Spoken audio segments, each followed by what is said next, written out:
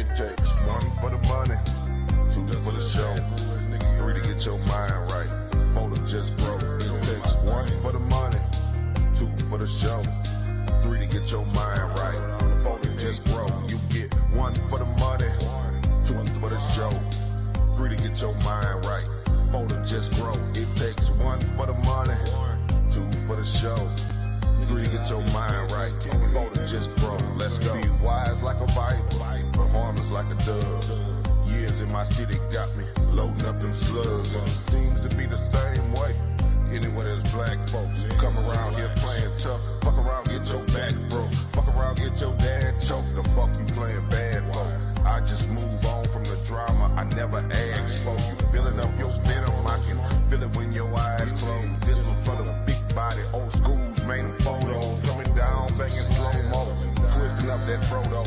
Sick as you to boot up with, fell off that boat hole. Ballin' in this bitch for real, fell out with broke holes. Any problem in this bitch, we will pull out them fofos. Niggas thought it was cap, fucking suicide flows. This much bigger than rap, fucking bout 2 to 5 hoes. Let you argue whether that's a pimp or a Mac, but I get chose. The realest in this business of rap, yeah, I suppose. Keep no feelings, I hit that bitch from the back, and I'm out the door. Tears falling down like it's ether. I touch down in your speaker. If the bitch hide, I'm a seeker.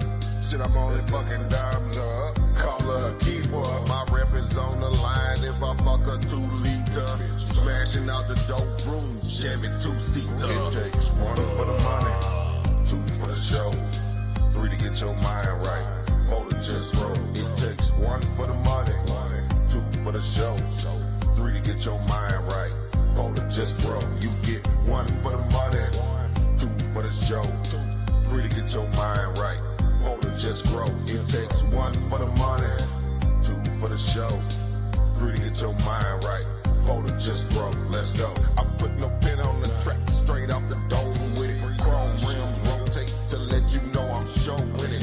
I put that shit on the block, they say I'm cold with it. This pimpin' won't stop, but I'm putting a little cold in it. Seducing the game, blood on my chain, but at least it ain't no blood on my hands, blood on my name. Had to lift a little weight, looking for game. Dismiss a few bitches, ain't with the game. They say with the game come with the pain. I said I could take it cause I'm a man.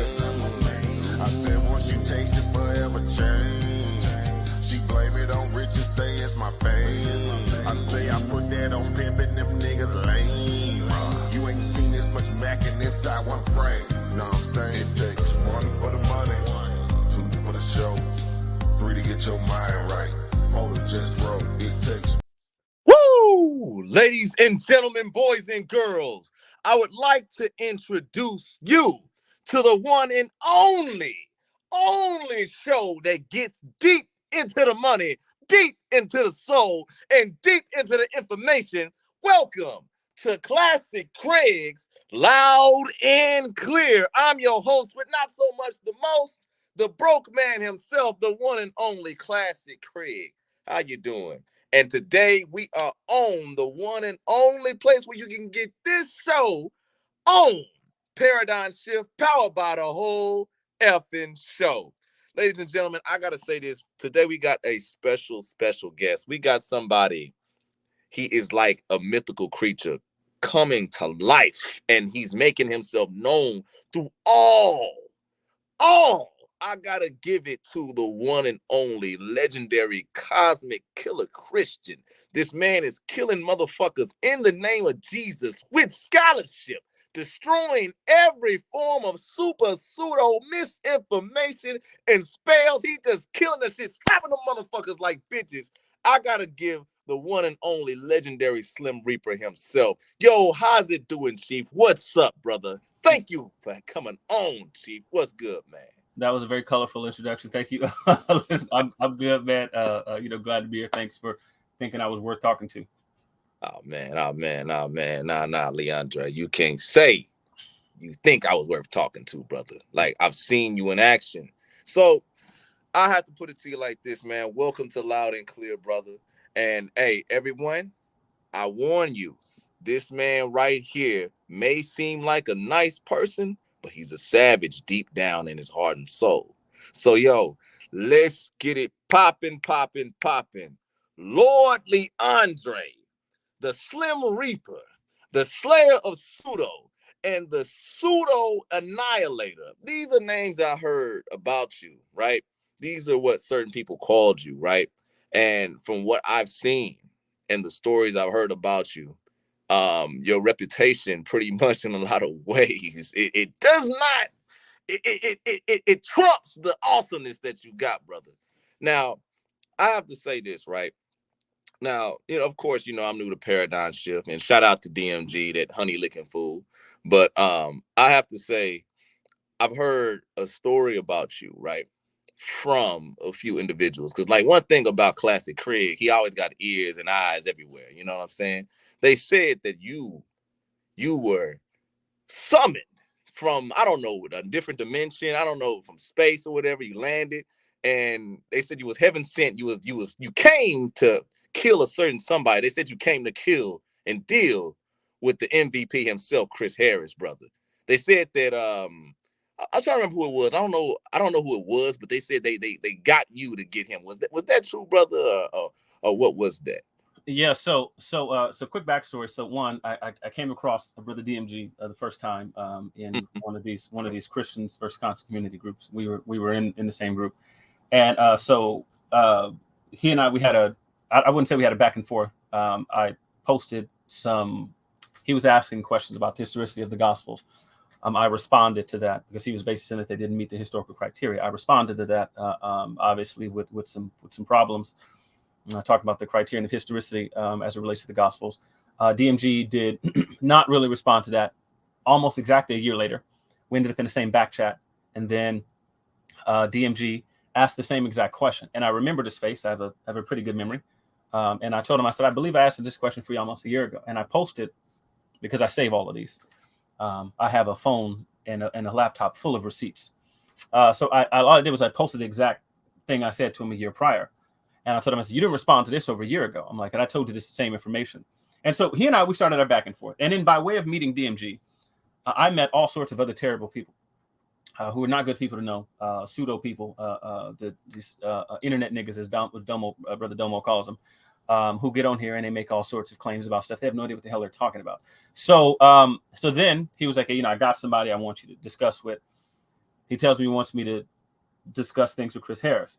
So what I did is I took a second, I went and watched Chris Harris's discussion with Brother Nobody on the subject of slavery. And then, then I got into a conversation with Chris Harris, and multiple people can attest to this. There's no reason for me to lie. I also have receipts for pretty much everything, but this was a phone conversation. Multiple people were on. Right. And I got on and I told Chris Harris, hey, DMG wanted us to talk. I told him, I had some issues, with the debate presentation on slavery. And I started listing those. This brother lost his mind with the cussing, talking crazy. He's blowing DMG's phone up, talking crazy about me and all kinds of stuff. Again, he lost it because he's an emotional wreck. So, so he got into all that stuff. And then, then through a series of pretty ridiculous, very stupid conversations I've had to have with Chris Harris, where Chris Harris pretended to know Greek language, the Hebrew language, where he pretended to know Greek history. I'm sorry? He pretended? Oh, yeah. Oh, he was 100% pretending. This was a nigga who couldn't even pronounce the word in English. He kept calling it. Now, the word is actually Demeter, right, or Demeter, depending on the pronunciation. But it's Demeter, and it means the mother in Greek. Mm-hmm. And he kept calling it Dedemer. And it's there in his face, but it tells you how much time he spent with what it is, because it doesn't say Dedemer, it says Demeter. Which means the mother in Greek. And he was trying to, and on numerous occasions, tried to posit that the Jews had apparently stolen their entire religion from the Greeks, so that the Greeks crafted the entire religion and then made up a group of people called the Jews, and so on and so forth. And so, he says nonsense like that. I was on a show with Chris Harris, Black Lion Supreme, Sabio, and DMG, but DMG wasn't partaking in this part. Right. It's on DMG's show now, where they were talking about how the Bible used to be called Helios Biblos, just utter nonsense. Sun book. So anyway, so this was the nonsense they were saying. I got on that live and embarrassed pretty much everybody. Chris Harris was pretending to know what the sources were. He came back talking about John G. Jackson's The African Origins of Christianity says it. I downloaded and purchased the book right there. Said, give me a page number so I can read it. He couldn't do it. He ended up having to admit on that show that John G. Jackson's book doesn't say it. He tried to change the subject, but again, on this topic and on various other topics, he fumbles the ball. He's tried to act like he knew Hebrew. I threw out a couple Hebrew words. The only word he knew out of it was ish, which means man. And I asked him what a sefer was, which is like story or verse. I asked him what a sfina was, which means boat or ship in Hebrew. Right. And I ran through a bunch of words. I threw a bunch of other words, and a bunch of other stuff. He had no idea. Now he gets on YouTube, in the YouTube streets. People think that he's saying something because he asserts it with confidence. Right. But he hasn't actually, like myself, where I've sat in classes with professors of the Hebrew language, like Dr. Brian Schultz of Fresno Pacific University, or classicist scholars who taught Attic and Koine Greek, like Dr. Pam Johnston. And so he hasn't had to do this. And so he gets when he gets to say stuff. And because the conscious community is full of people who also don't know what the hell they're talking about, everyone takes his word for it. And so he gets to declare himself MVP with no idea what he's doing or what he's talking about because he asserts it with confidence. But this is a dude who's very frustrated by my very presence. The last time he spit on his own computer screen because we were having a back and forth. This is a weird dude. As a matter of fact, let's ask anybody who's on the thing, including what's his brother, Eastside Apologetics. Right. But there was a bunch of people in the chat and was having a back and forth. He spit on the screen and it ran out. This is a weirdo. What? This dude is a weirdo. Woo. Chris MVP Harris, Sister Mika, I see you asking who. I got two screens up so I could see what the chat has also said. That's who it was. This is a dude, and like I said, with he got over 1,000 followers up on his page. I didn't think there could be that many stupid people in the world. Anybody who's like clicking in and interested, like other than for comic relief purposes, to watch him, to see if he's saying something funny. If you're watching for any other reason, if you're watching him because you think you're getting information, you have lost your mind. So, whoa. Slim Reaper, slow down. So you're telling me, because I'm a Chris Harris fan, and really, to be honest with you, Ratchet Craig in the motherfucking chat is a Chris Harris zealot. You know what I'm saying? He loved him some Chris Harris. But so you telling me that man was in a lot of ways pretending to know what the hell he was talking about, right? Listen, every time Chris Harris, every time he picks up a subject, he doesn't know what he's talking about. So again, if you think the Google searches are a substitute for actual research, and there's actual methodologies to different research. So different fields have their methods for conducting research for that particular field of science or whatever. This is not a dude who knows what he's doing or what he's talking about. I haven't heard a subject. Chris Harris says he's an engineer. Chris Harris, he says he's an engineer. What that has to do with any of the topics we discussed, I have no idea. But he also doesn't have any outside study of any of these topics. So, I mean, this is legit a dude who presents himself as having knowledge. Like, for example, I'll give you a prime example. Right. We had a discussion one time. And we were on a call. We were in a back chat, and then we ended up on a call. Several other people can attest to this. But Chris Harris is when he's talking about a Dedemer, as he was calling the goddess, the Greek goddess. He started talking about this Mycenaean deity. And he was talking about how this woman was described, the goddess was described, as the bread of life and all this kind of stuff like this. And he says, so this is where the Jews got, their depictions of Jesus, who didn't exist and all this kind of nonsense like that. One of the things that you should know if you're going to do this is that this civilization died out 1,200 years before the time of Christ. Right. How would they have possibly? And they used a script that nobody could read during the time of Christ. Nobody could read. Even the Greeks themselves could not read Linear A and Linear B at this time. They had Koine Greek, which is a simplified version of Greek that the people were using, especially the people who had adopted the sort of Greco-Roman culture. They had been Hellenized. They had adopted Koine Greek. It wasn't even the same as Attic Greek, right? So this is a dude who had no idea that nobody could understand what they were even writing. How did they then go get the particular religious practices of the Mycenaeans when they died out over millennia beforehand? This is something you should know. So when you're presenting these things and just saying it, you need to be able to establish some sort of historical handoff. And this is something that people who are historically trained know better than. They know to say, that I can't just say if there's similarities between this culture and this one over here. Can I establish a link between these two cultures? This seems like something that is like basic knowledge. But when you're in the YouTube streets and in the conscious community, this is not a requirement. Brother Jabari did the same nonsense. Brother Jabari did the same exact nonsense. Full through and through. It Right, says that the Christian story was derived from ancient Egypt. And he's talking about, the funerary text, the books of the dead. And I got on this live on Sonetter's channel and asked him, how many copies of the books of the dead are there? The answer is there's over 500 versions. Now that's important. And then I asked how many of these were found in Judea or in Israel or in the Palestine area. How many were found there? Well, that's a relevant question, because if you're going to say that they borrowed from this, how are you establishing a link between what they believed over here in ancient Kemet to what the Jews and that the Jews or someone just crafted this entire narrative? Who in this area, if this is where it came from, knew anything about it? This is something that non-Christian scholars themselves, like Dr. Bart Ehrman, has stated in his discussion with Bob Price and Richard Carrier. Don't just say that these ideas came from Egypt. Show me someone within 200 years of the time of Christ who knew anything about these stories. But again, when you're in the YouTube streets, you can say it. So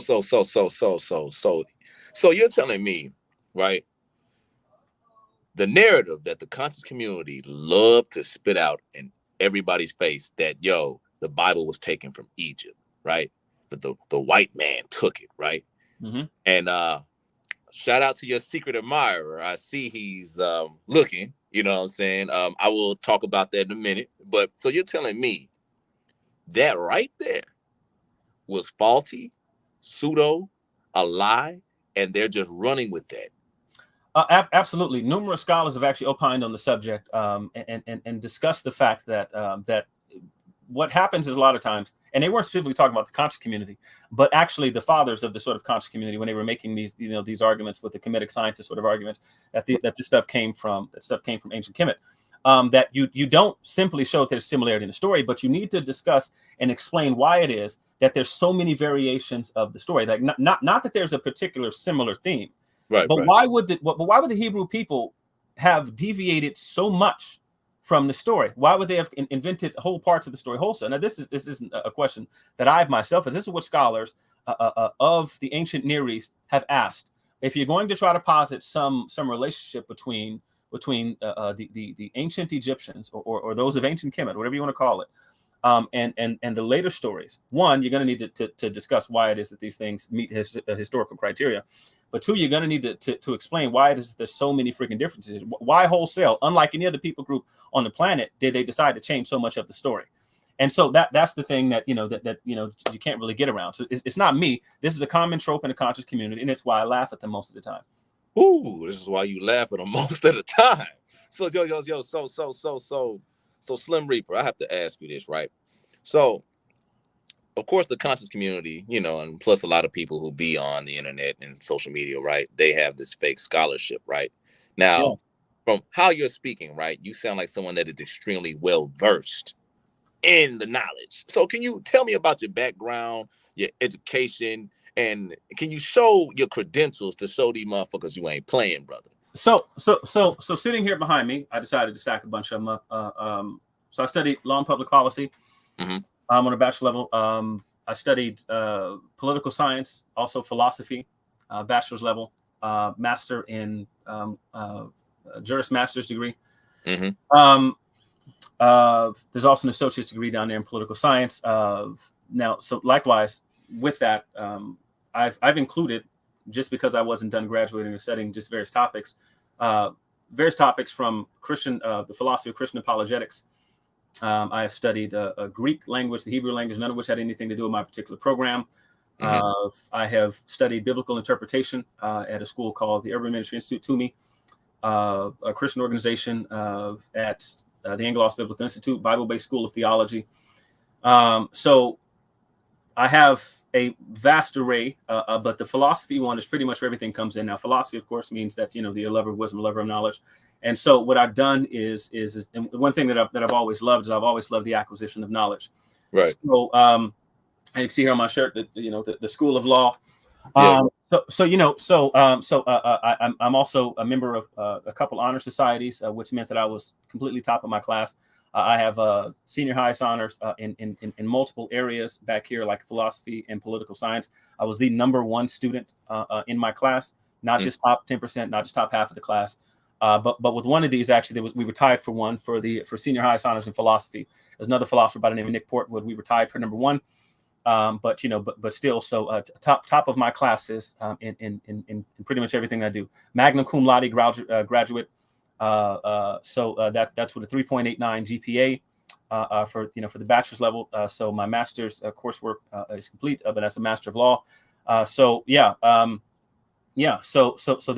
me. Like I said, that's included a heck of a lot of things like philosophy of science, philosophy of religion, and again, just all of the other reading stuff that I've done outside of that. But yeah, so I focus a lot on biblical interpretation, making sure that people are sort of rightfully dividing the text. Actually, behind this particular section here is, and this one over here, the biblical interpretation sections of my library. I'm presently in my library. There's over 4,000 books in the room that I'm in right now. Mm-hmm. There's more books downstairs in my living room. There's more books downstairs in my bedroom.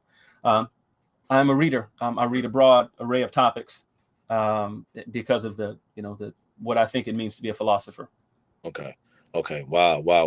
And by the way, and so when you see those gold cores and tassels and stuff like that, those mean that I graduated with honors. The blue one right there is one of the honor society memberships.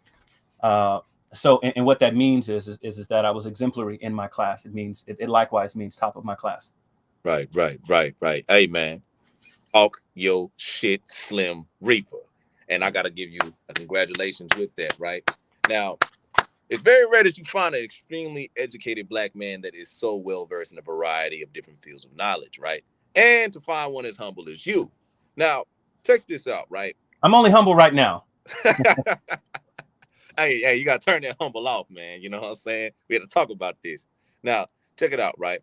Now, this is one thing I find very interesting, right?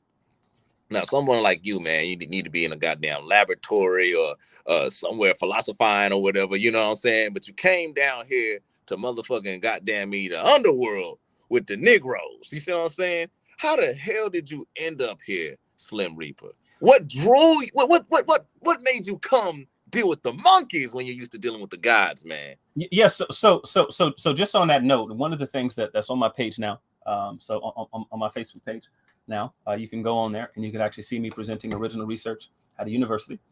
And I presented the research. The general topic was around it was a philosophy of moral praise and blameworthiness, and it was me persuading Black Americans to adopt conservatism as an outlook. I presented original research at the university. I have a couple of different things I'm working on publication for presently. One of which is on recovering anthropocentrism. This is an environmental philosophy. And then the other one is, of course, is going to go under political philosophy and philosophy of race. And so, I try to present things to scholars, that some of the people who are in the back chats and stuff with me. We do retreats and things like that with like we did one, I don't know, I think it was a year or 2 years ago. We went up to the Sierra Nevada mountains, philosophers, scientists, and that sort of thing, and Genesis scholars, and discussed proper care and concern for the earth, whether or not an anthropocentric model diminishes the rest of creation, and whether this led to the destruction of creation, global warming, that kind of stuff. My position was, of course, the exact opposite, that anthropocentrism itself did not do so. That now certain variations of anthropocentrism did, but the anthropocentrism itself needs to be recovered in a sort of biblical worldview. Hang on one second. Return. Let me see it. Thank you. So anyway, so that's that. But here I ended up in these back chats because talking to Jerome and brother Nobody, Jacobus. Listen, I dislike these brothers because they invited me to these stupid things, and I end up in these back chats talking to idiots most of the time who have no idea what they're talking about. So, but I'm here because one of the things that my central concern is that I do not like misinformation circulated amongst my people. I have a genuine heart and love for the people who are of my community, and what I would like is for us to, arrive at the information age. And so I think that we've done is we've developed an attitude of intellectualism. And so a lot of this comes out when you're talking to most people in the conscious community, where they don't want to deal with any scholars or scholarship, or what they'll do is they're selective when they do, and then they won't throw out scholars because of their race, because they're white and all that kind of nonsense like that. And then they're selective with it. So I'm here because I care for the people, and most of the people are spinning misinformation. And again, and I mean, this is like the amount of people that I've encountered who are doing so, people with fake downloaded degrees that they paid $19.99 for on Universal Life Church. Shout out to Brother Kansu for your 2 fake degrees. Ooh. $19.99 for your degree in I think what's the theology and the other degree in metaphysics, whatever the hell that is.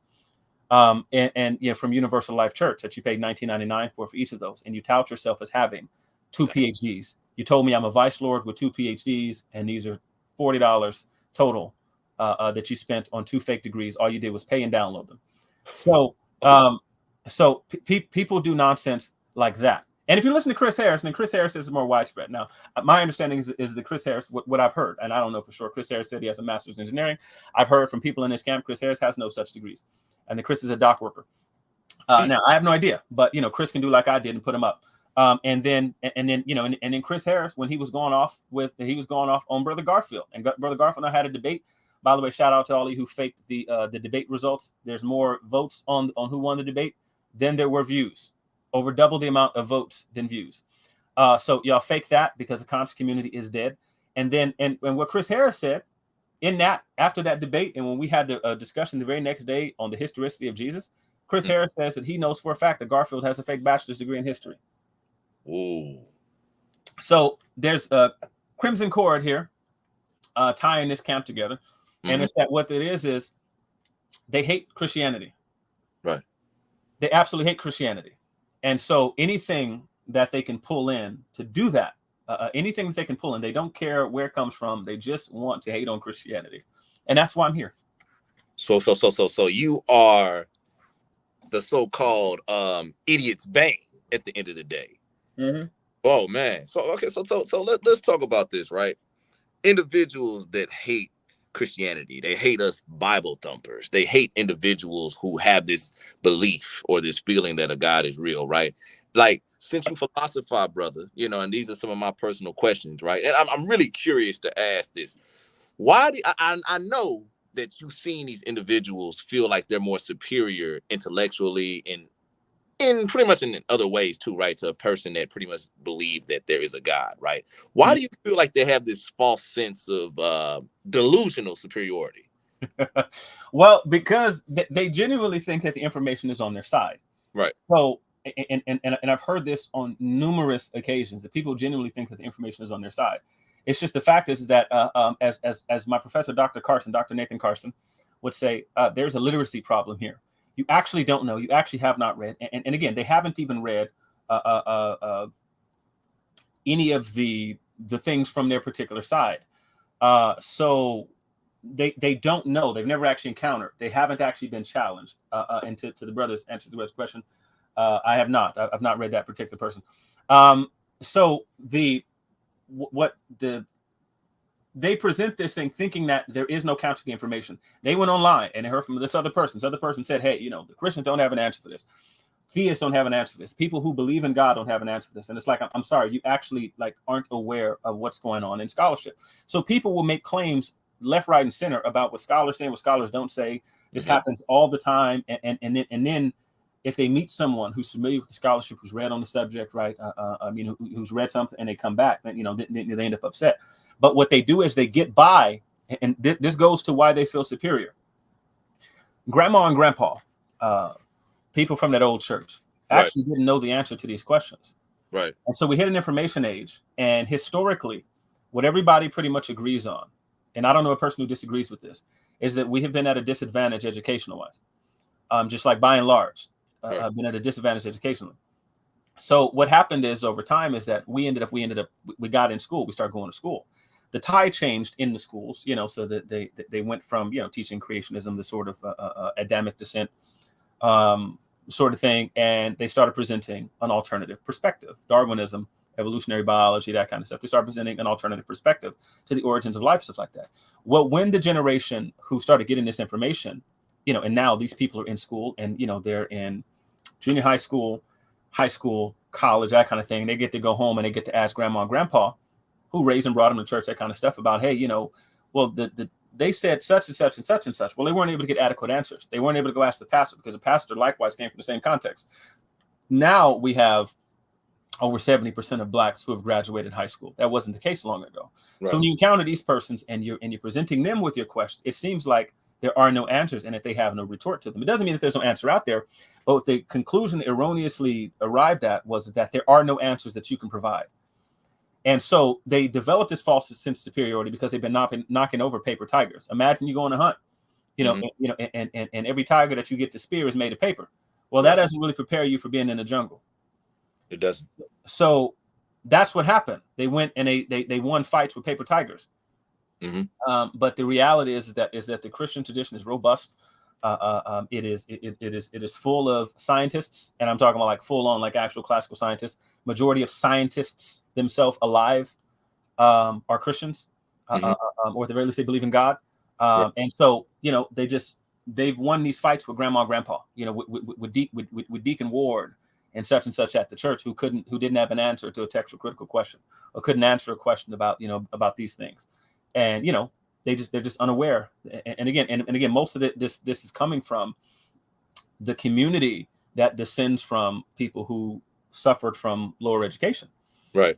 And then so it's a problem. Okay. So you're basically saying at the end of the day, right? It always, in a lot of ways, started home. So that's interesting because, like, to be honest with you, like going into it, a lot of Black people have a Christian upbringing.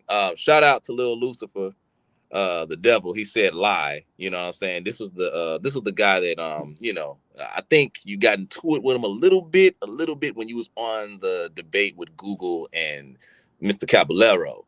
You see what I'm saying? He was the guy in the car that you called the old head. You see what I'm saying? An old head sitting in his 97 Camry out there rambling on instead of asking a freaking question. Yeah. And him. Okay. Yeah. We call him the wise elder, the ancient one. You know what I'm saying? So hopefully one day he learns how to ask a question. Ooh, hopefully he does answer a question. But yeah, shout out to the ancient one. Matter of fact, to be honest with you, right? And this fun little story, right? I bragged about you in front of the ancient one, right? Now remember, Leandre, you said, you had no peers back here, right? And you had no peers back here who were qualified to speak with you, right? And so, I'm just saying this, ladies and gentlemen, I don't lie. I keep the truth going, right? So I bragged about you and I told a lot of people that, right? I said, I got this guy. He is the killer Christian. He is the Slim Reaper. He will beat the hell out of you with information and make you feel stupid. So I advertise you real well because you do make motherfuckers feel stupid, what I'm saying, where they get an emotional little outburst. So I told him and another guy, and they was like, who is this guy? I want to speak with him. I want him. And I was like, damn, motherfuckers want him. So in the words of the light-skinned prophet, Aubrey Drake Graham, please think before you come for the great one. So come with it. I'm open to all challengers. Pretty much everyone looks the same way after having a conversation. I'm the 96 Jordan back here. So brother Little Lucifer, whenever, whatever, because I'd love to get into some of the stuff that you said anyway, on the last video. So, you just let me know the time and the place. You can come on here today and we'll figure it out. But I'm 96 Jordan back here. And see, now, and here's the thing. See, I'm just, and brother DMG will tell you this. I'm not particularly humble, but there's actually a brother far more educated than I am. He's just quiet. Somebody worse? No. Well, no. Listen, he has far more education. I'm talking about a Harvard fellow who's back here. He just doesn't say anything. But this is a brother you don't, you get into a conversation with, and again, you will feel like you're out of your league, but it's going to be like the nicest butt whooping you ever got in your life. That's Brother Byron Washington, far more educated brother than myself. He has a completely different field of studying education than I do. But that is an educated brother, far more education than I have. Oh man. But like I said, but back here though, I'm the 96 Jordan. You're the 96 Jordan. You're the 96 Jordan. Woo! You heard it, ladies and gentlemen. This is the 96 Jordan right here. As he take his sip and put that cup down, he is the 96 Jordan, man. So getting back to it, Lord Leandre, the slayer of pseudos. So that was quite interesting, right? We talked about how a lot of individuals who hate the Bible feel like they're more superior and stuff like that, right? Have a Christian upbringing that they're pretty much trying to run away from and try to pretty much in a lot of ways bury and try to in a lot of ways feel like they're more superior than, right?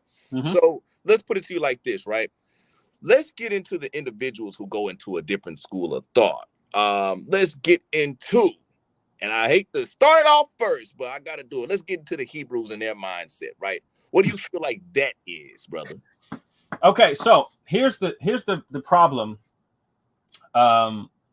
with what I would call the conscious community as a whole. Now, I've said this on DMG's channel before. I'll define it again.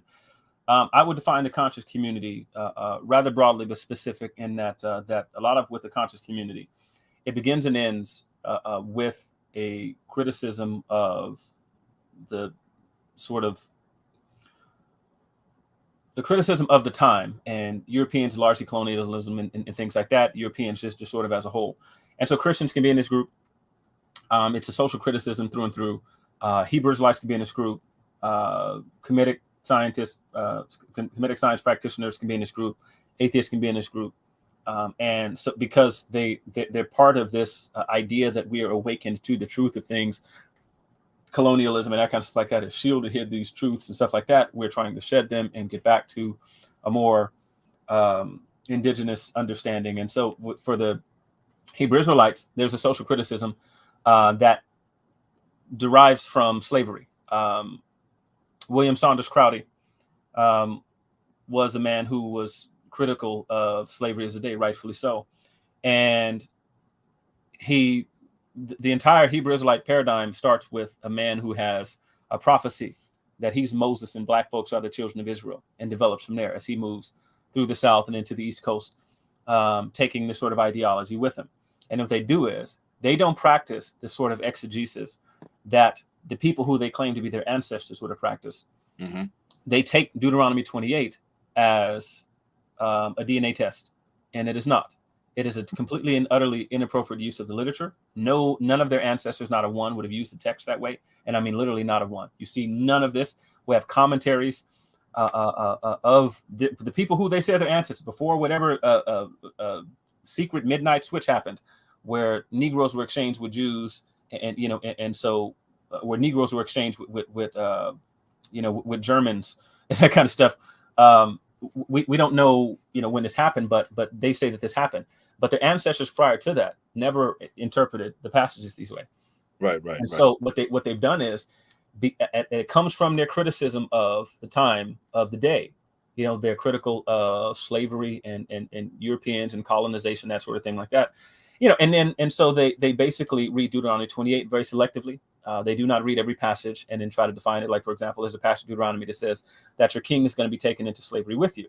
Well, who the hell was the king that was taken into slavery when we came here to the United States? If this is about the slavery of the Negro in the Middle Passage, transatlantic slavery, who was our king?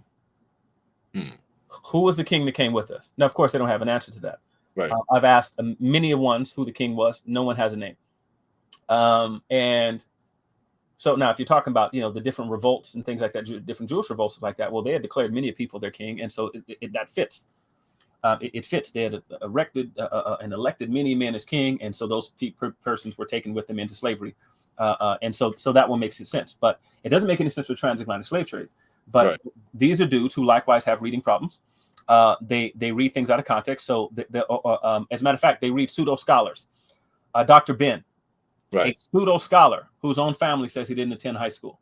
Damn. And they'll read We the Black Jews. And We the Black Jews, the Hebrew Israelites love this book. And they have many books where this particular scholar is going to be cited. So they'll read the Black Jews and they'll say, well, this dude, he cites Theodore Waite's Introduction to Anthropology. But the problem is that Introduction to Anthropology is not properly cited at all in We the Black Jews. If you actually read, and you can read and download, anybody can go to archive.org and read and download Introduction to Anthropology by Theodore Waite, and you're going to see that Dr. Ben completely miscited and misquoted. One of the things that Theodore Waite is saying, and I've read the book, is actually saying is that the Jews are of a diverse culture and a diverse look, that they have had different looks and iterations throughout time. He says, and what he does, he makes a comparison. He says that they're almost as dark as the Negro in some places. But what he said, Theodore Waite also says that the Jews were enslaving. The Jews took part in the Middle Passage slavery. Right. The Jews were enslavers. And he talked about these are the Jews who came here. And so they were Jews presently prior to. So Theodore Waite is actually no benefit. And Dr. Ben is a pseudo scholar who was exposed to being a pseudo scholar on campus, and all he did was call Mary Lefkowitz a racist when she exposed him. So there's a bunch of pseudo scholarship that upholds the Hebrew Israelite thing. And Dr. Ben sat on the board with some of these Hebrew Israelite groups, and he gave them their validity because here he was a professor. Well, they just didn't know, when they hired him at the school, they had no idea that his credentials were fake. But you can read entire articles and books about this dude. You can read Not Out of Africa by Mary Lefkowitz, where she exposes the fact that, this was a dude who had no actual formal education.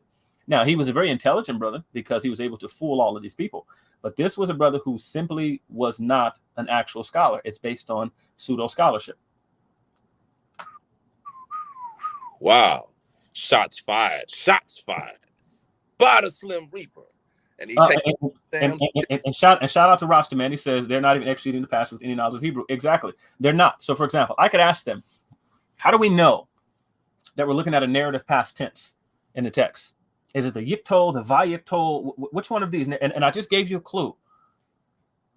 And of course, they're going to have to Google this because they don't know what the hell I'm talking about. So your book, your people put together, how do we know when they're dealing with an actual historical past event? How do we know that?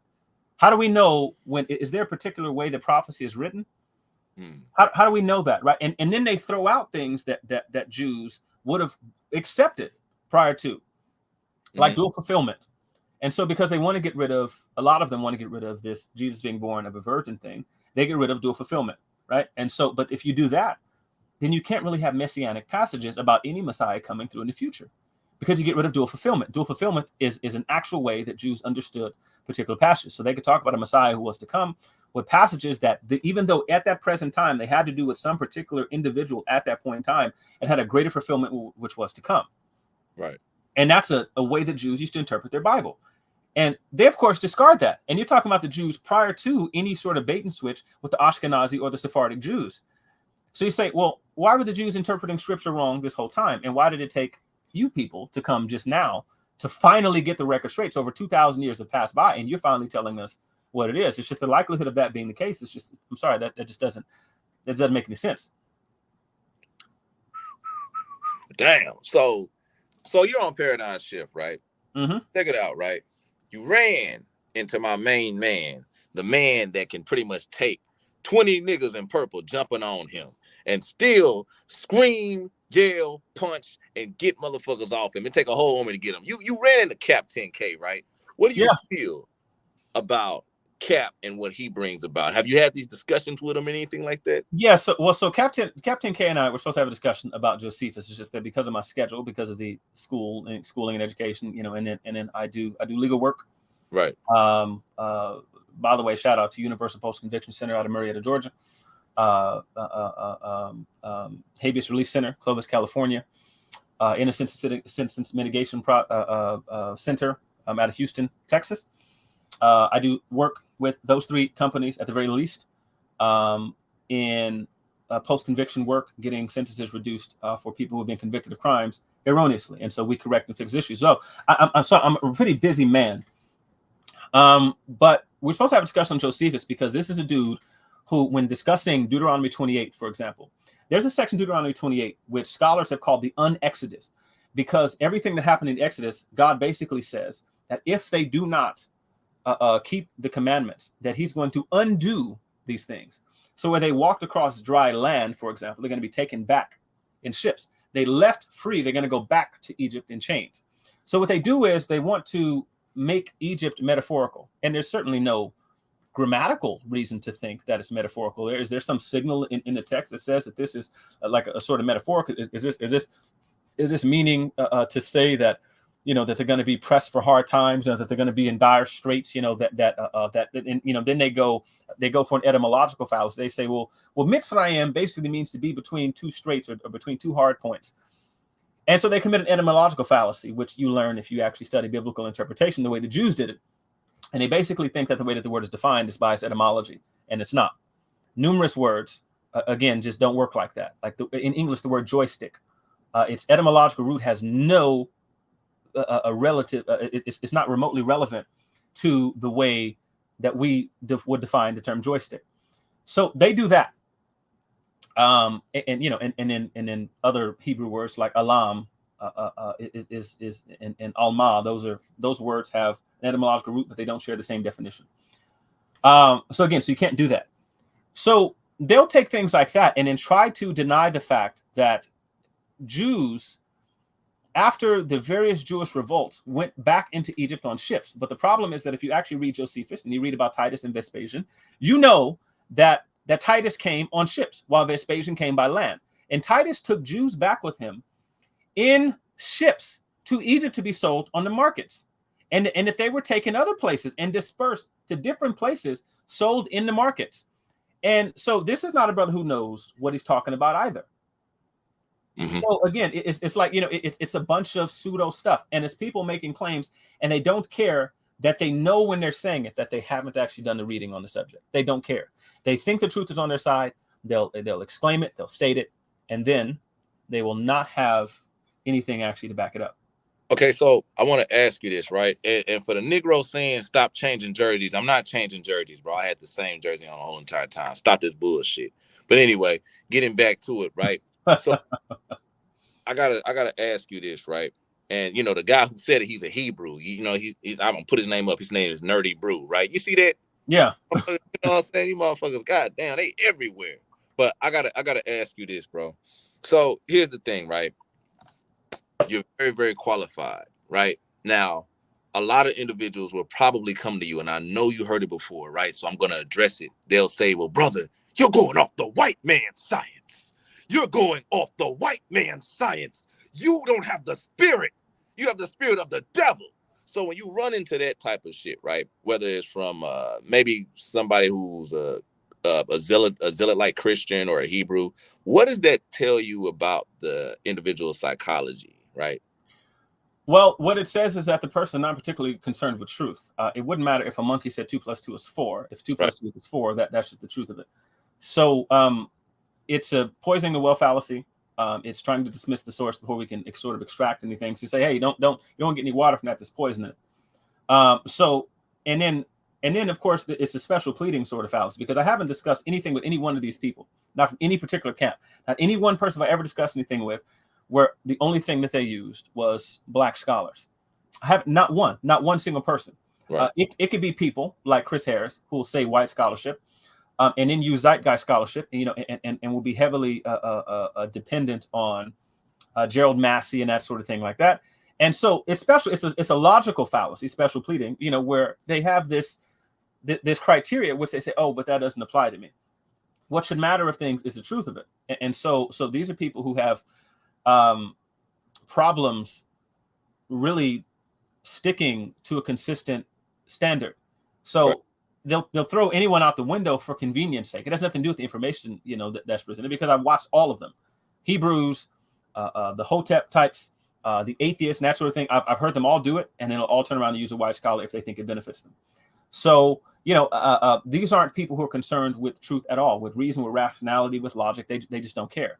And as a quick side note, a lot of them, they'll talk about logic and then, and then not knowing, hey, this is all discovered by Aristotle, subject object distinctions and that kind of stuff. This is an Aristotelian thing, right? So, an ancient Greek sort of discovery. So, what matters really is, is the information and again, and whether it corresponds to reality.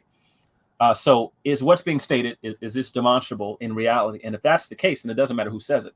So, just logically, it's in error. And so, So I love the question that's on here.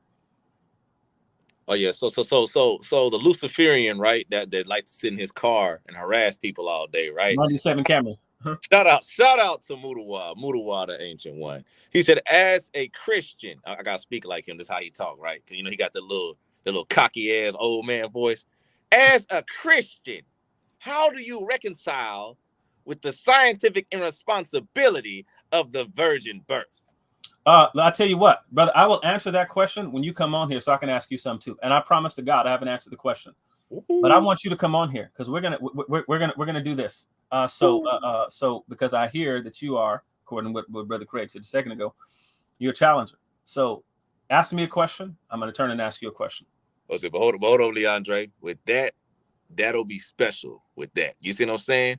Like Mutawa does want to get at you, right? But there's another individual that want to get at you first, right? You know what I'm saying?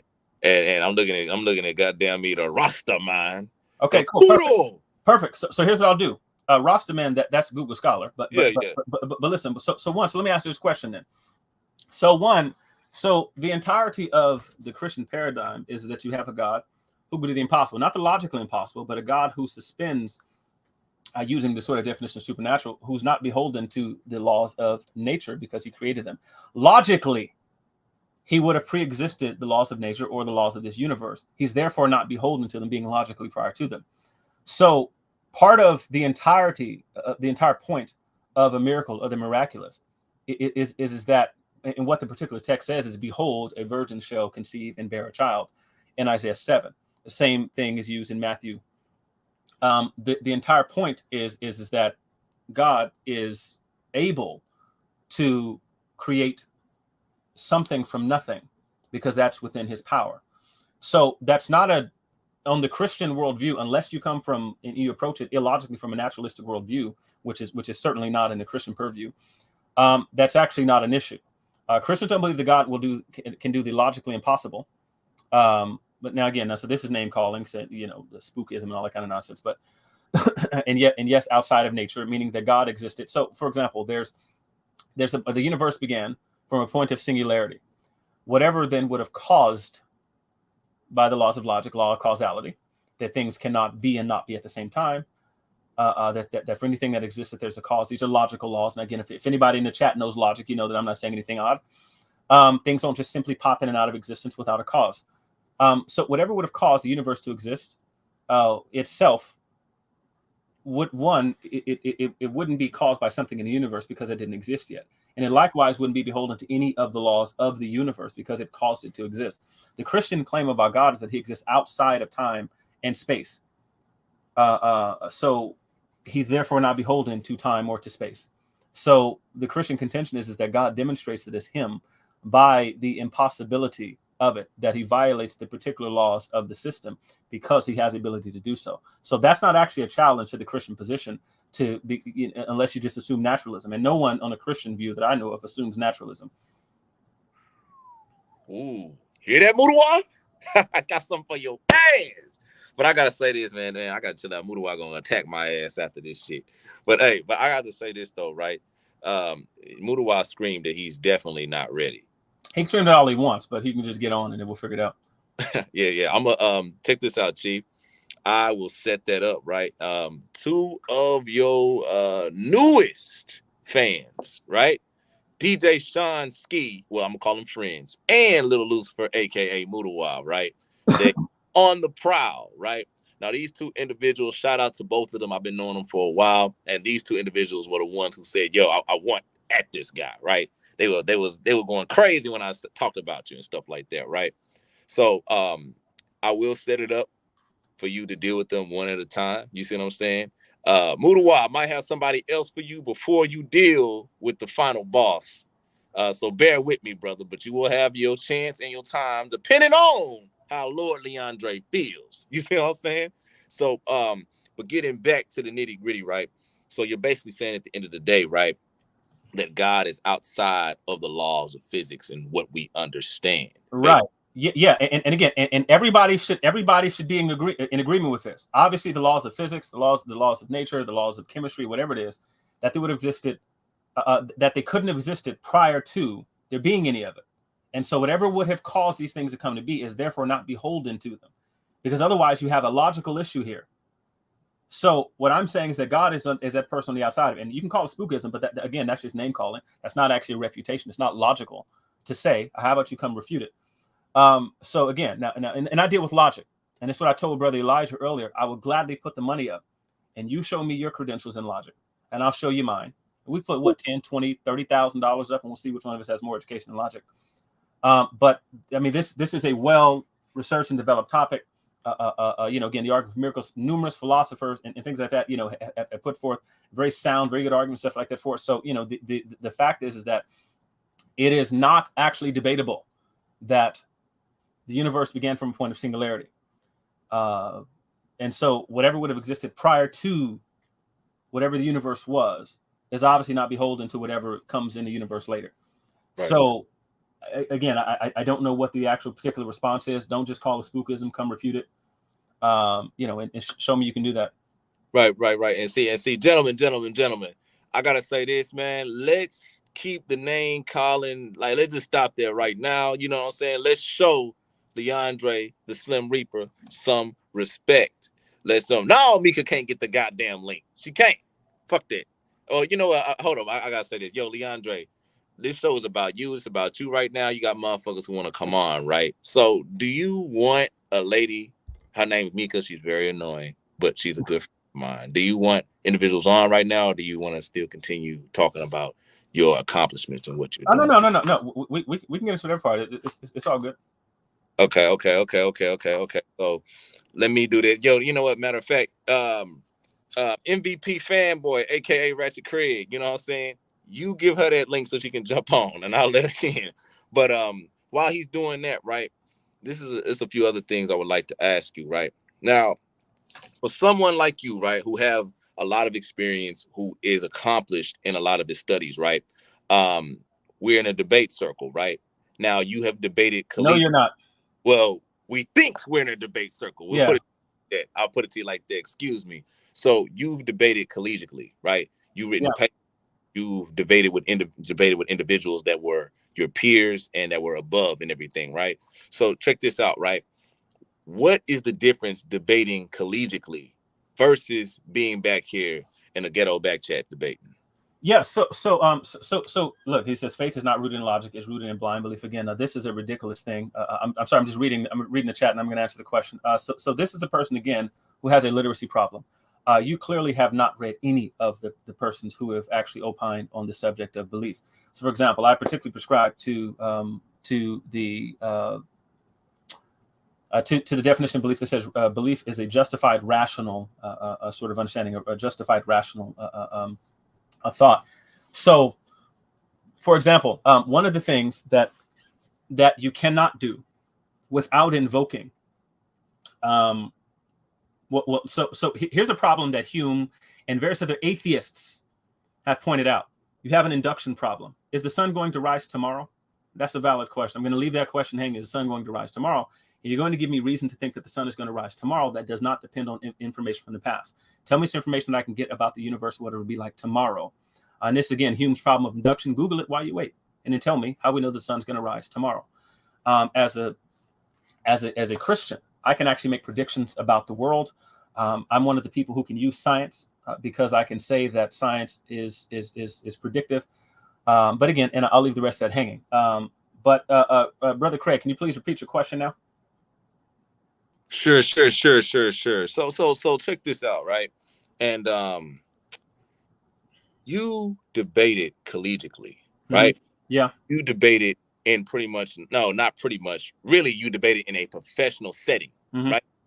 So what is the difference debating and sparring intellectually, you know what I'm saying, in the collegiate environment versus the back chats of social media? Yeah. So when you have to do debates, and so you have to show up for classes, and you have to have. So one of the things you have to do is you actually have to know what you're talking about. It means it's a particular amount of research that you have to do. So one of my classes where you actually had to show up and you had a debate for every class. You had a debate, and that sent me to another debate level. But what you have to do there is you actually have to do a bunch of research to prepare arguments for each particular side. So one of my classes, I had to show up with a debate prepared for both sides, for the AF and the op position. And so I had to figure out which one I was going to take on the day of, because the professor would tell me, you're taking this particular position. But you had to show up with all of your research and everything done. You and your team, you had to show up with your research. And sometimes it'd be solos, other times it'd be team debates. But you had to show up with your research done on both sides, presenting something for both sides of the argument. And that's a particularly good thing because you have to know what the other side is going to present. You know how to defend against it.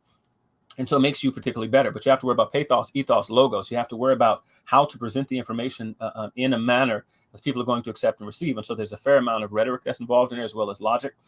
And you have to use proper appeals, to the heartstrings, stuff like that. And so those are things you have to do.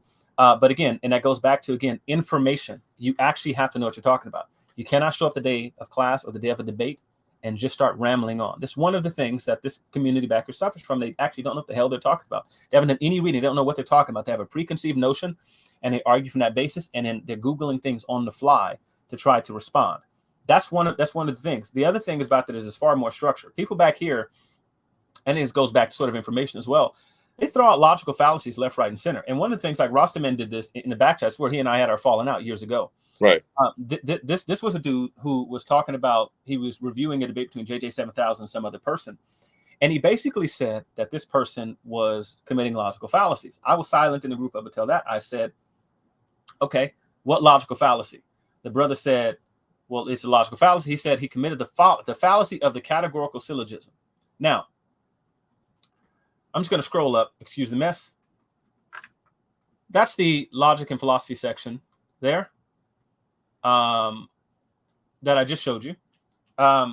Just of the books that I have, the books I've read, the books I've had to use, and just various different papers and that kind of stuff. And a categorical syllogism basically says all blank are blank. That's not a logical fallacy. But this is a brother who's throwing out logical terms. He has no idea what he's talking about. He just did so in the last debate. Now, again, I think he won a debate, but he's throwing out logical terms and he has no idea what the hell he's talking about. And so here you can do that. You can throw out these terms and then no one calls you out on it because the other person who you're talking to is just as ignorant as you are on the same topics.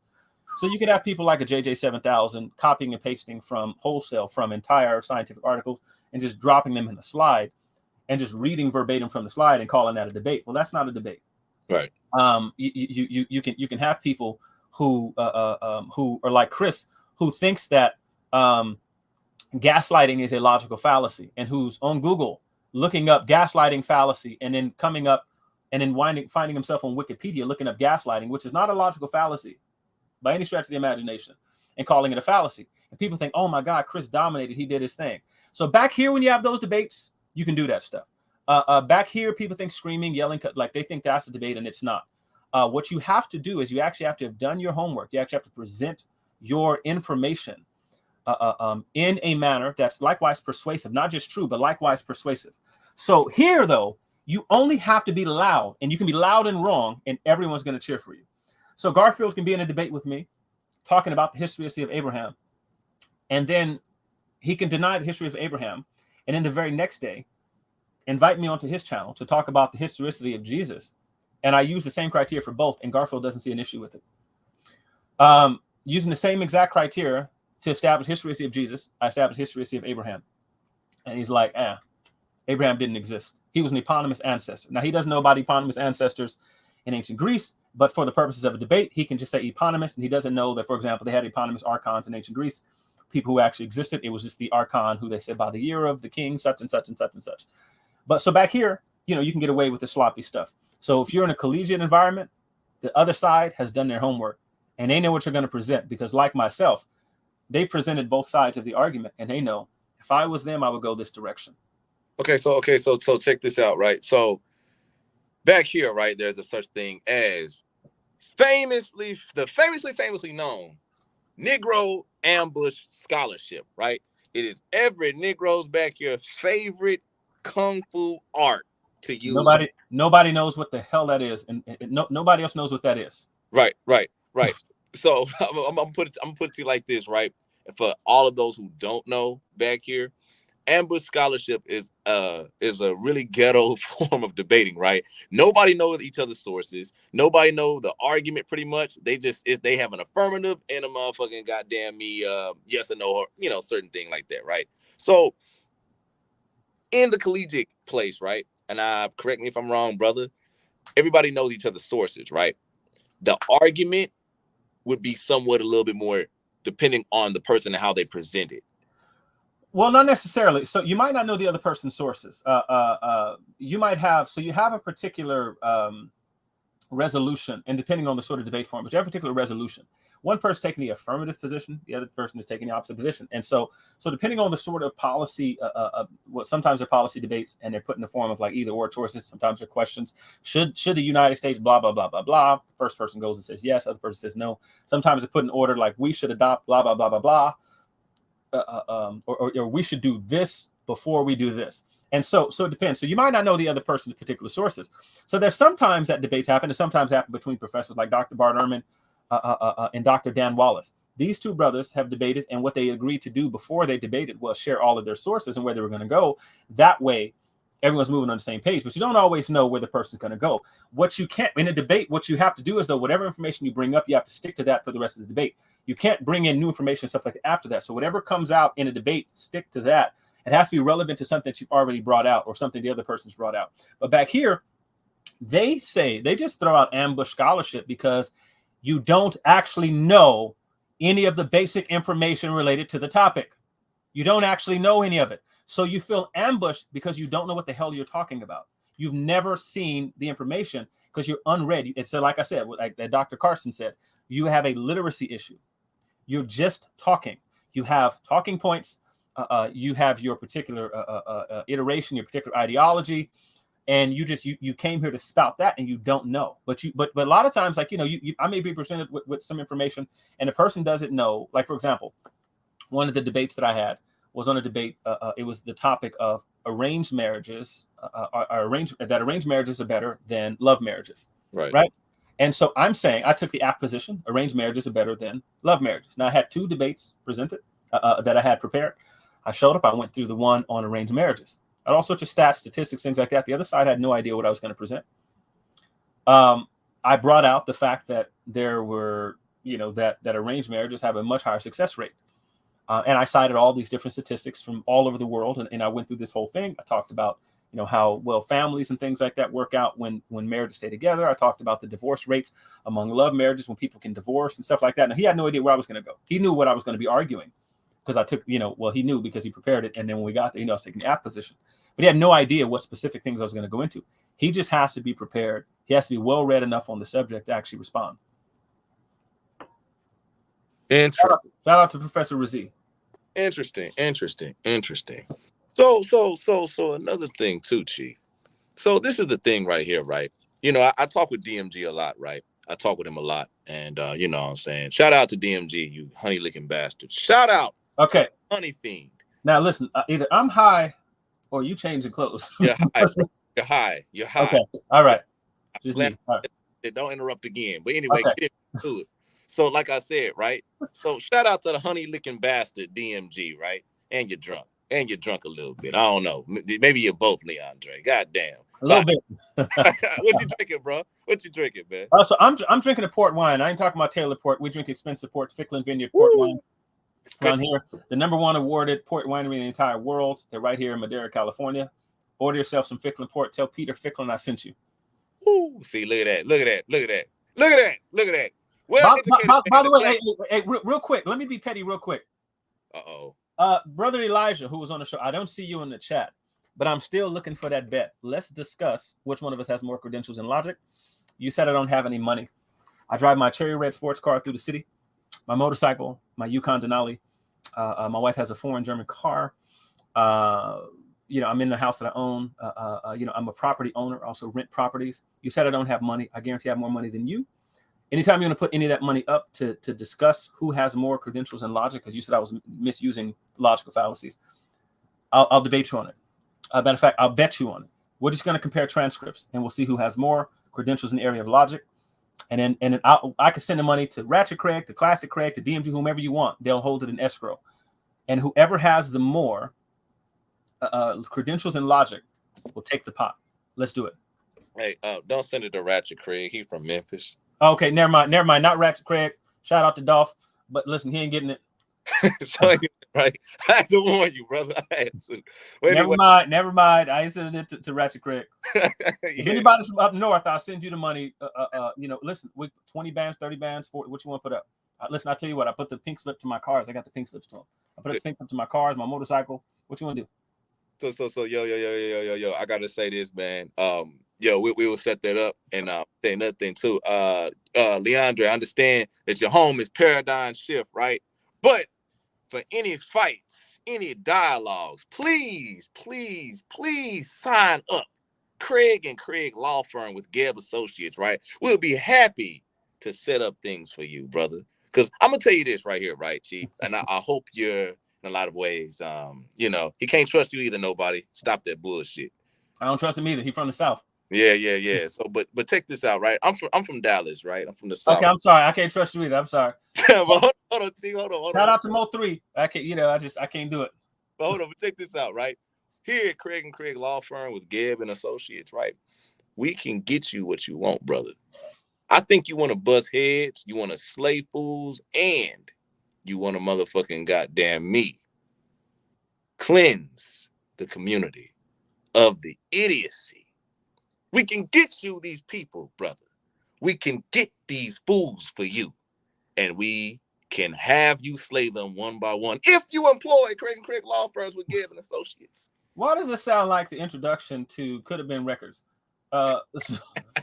Brother Trey, you know why I can't trust you. You ain't even from Atlanta for real. Shout out to Omeretta. Look at nobody snitching. And look at Ratchet. Ratchet said, I'm the pocket money. And then nobody came and said he's lying. So yo, get it back to it, brother. But think about it, brother. We partnered with DMG, right? Yeah. And shout out to Gebb. Gebb said, give me the money. I'm in Philadelphia, son. His name T'Challa, like after, listen, I tell you what. Hey, listen, bro. Listen, I might can trust you. You know what I'm saying? So let's work it out. Hey, I gotta say, Gebb is a part of Craig and Craig Law Firm with Gebb and Associates. You know what I'm saying? He's a very visual. You know, you can trust him, and he will put it in escrow. You know what I'm saying? And he will curse anybody out that will try to take the money. You know what I'm saying? And but anyway, right? The nerdy Hebrew said when Craig leaves New Jersey, I mean, shut up. I don't even put New Jerseys on, bro. I had the same shirt on, bro. Can we pause and just I have one question. Go ahead. Listen, brother, why you built like Popeye over there, bro? What you be lifting? Bro, what's the deal, bro? You know, you kind of yoked over there, bro. What? And I feel like that's what you flexing, you know, with the different jersey you putting on. So can we just take a second to talk about the workout routine? I mean, bro, I live in the South, bro. We all built like this, you know what I'm saying? You built like Reginald Hargreaves. Have you seen the show? Yeah, I see the show.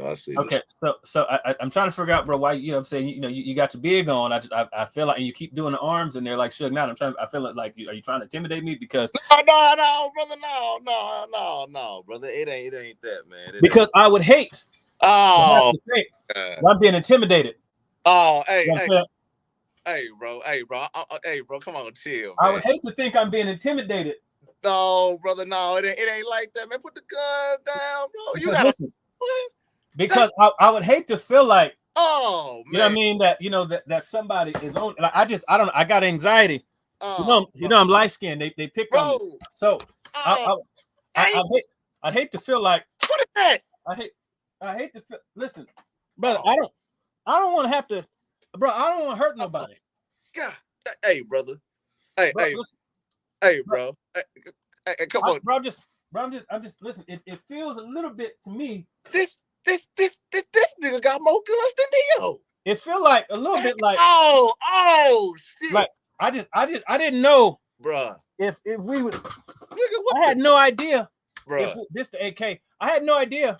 You know, if we was doing it, so I didn't know what was going on. I kind of just felt like a little bit like you was trying to flex on me. Bro, he got big guns in Orange Reach, bro. Bro, so I feel like a little bit, you know what I'm saying? Like, you know, like some stuff was happening, and so I didn't want to jump to conclusions, you know, like that. But yeah, I don't know. Listen, bro, I just trying to figure it out. I didn't know. Oh, brother, no, how he gonna get intimidated with me? And DMG is a violent thug who lick honey all day, man. Come on, man. Don't shoot me. I'm just a messenger, brother. Shoot these niggas, bro. Hey, listen. I feel like Charleston White. Listen, I'm jumping out with it. Hey, by the way, listen. We got to talk too about Charleston White. Y'all got to own him in Dallas. Funny. He's in Fort Worth. He's only an hour away from me. Funny fact, I ran into him. Right. Yeah. I had a nice talk with him. Right. I ran into Kyrie too at the Arboretum in Dallas. He was meditating. You know what I'm saying? You know. Yeah. He was meditating. He was floating and shit. And he said, you know what, I'm staying in Dallas. I was like, oh, okay. He's gonna be on the Mavericks next year. You know what I'm saying? Motherfucker didn't sign my damn jersey though. Shout out to Kyrie. You know what I'm saying?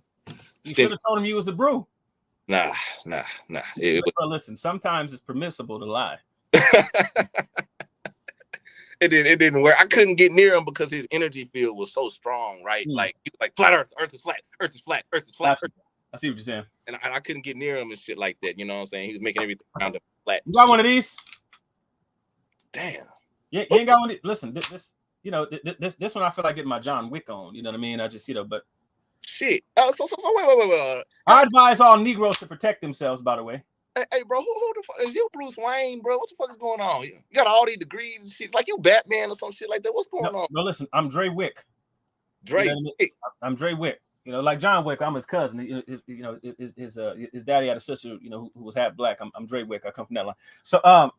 So you know, I feel like, you know, I try to be the embodiment of the ancestors' dreams. I'm well armed and well educated, right?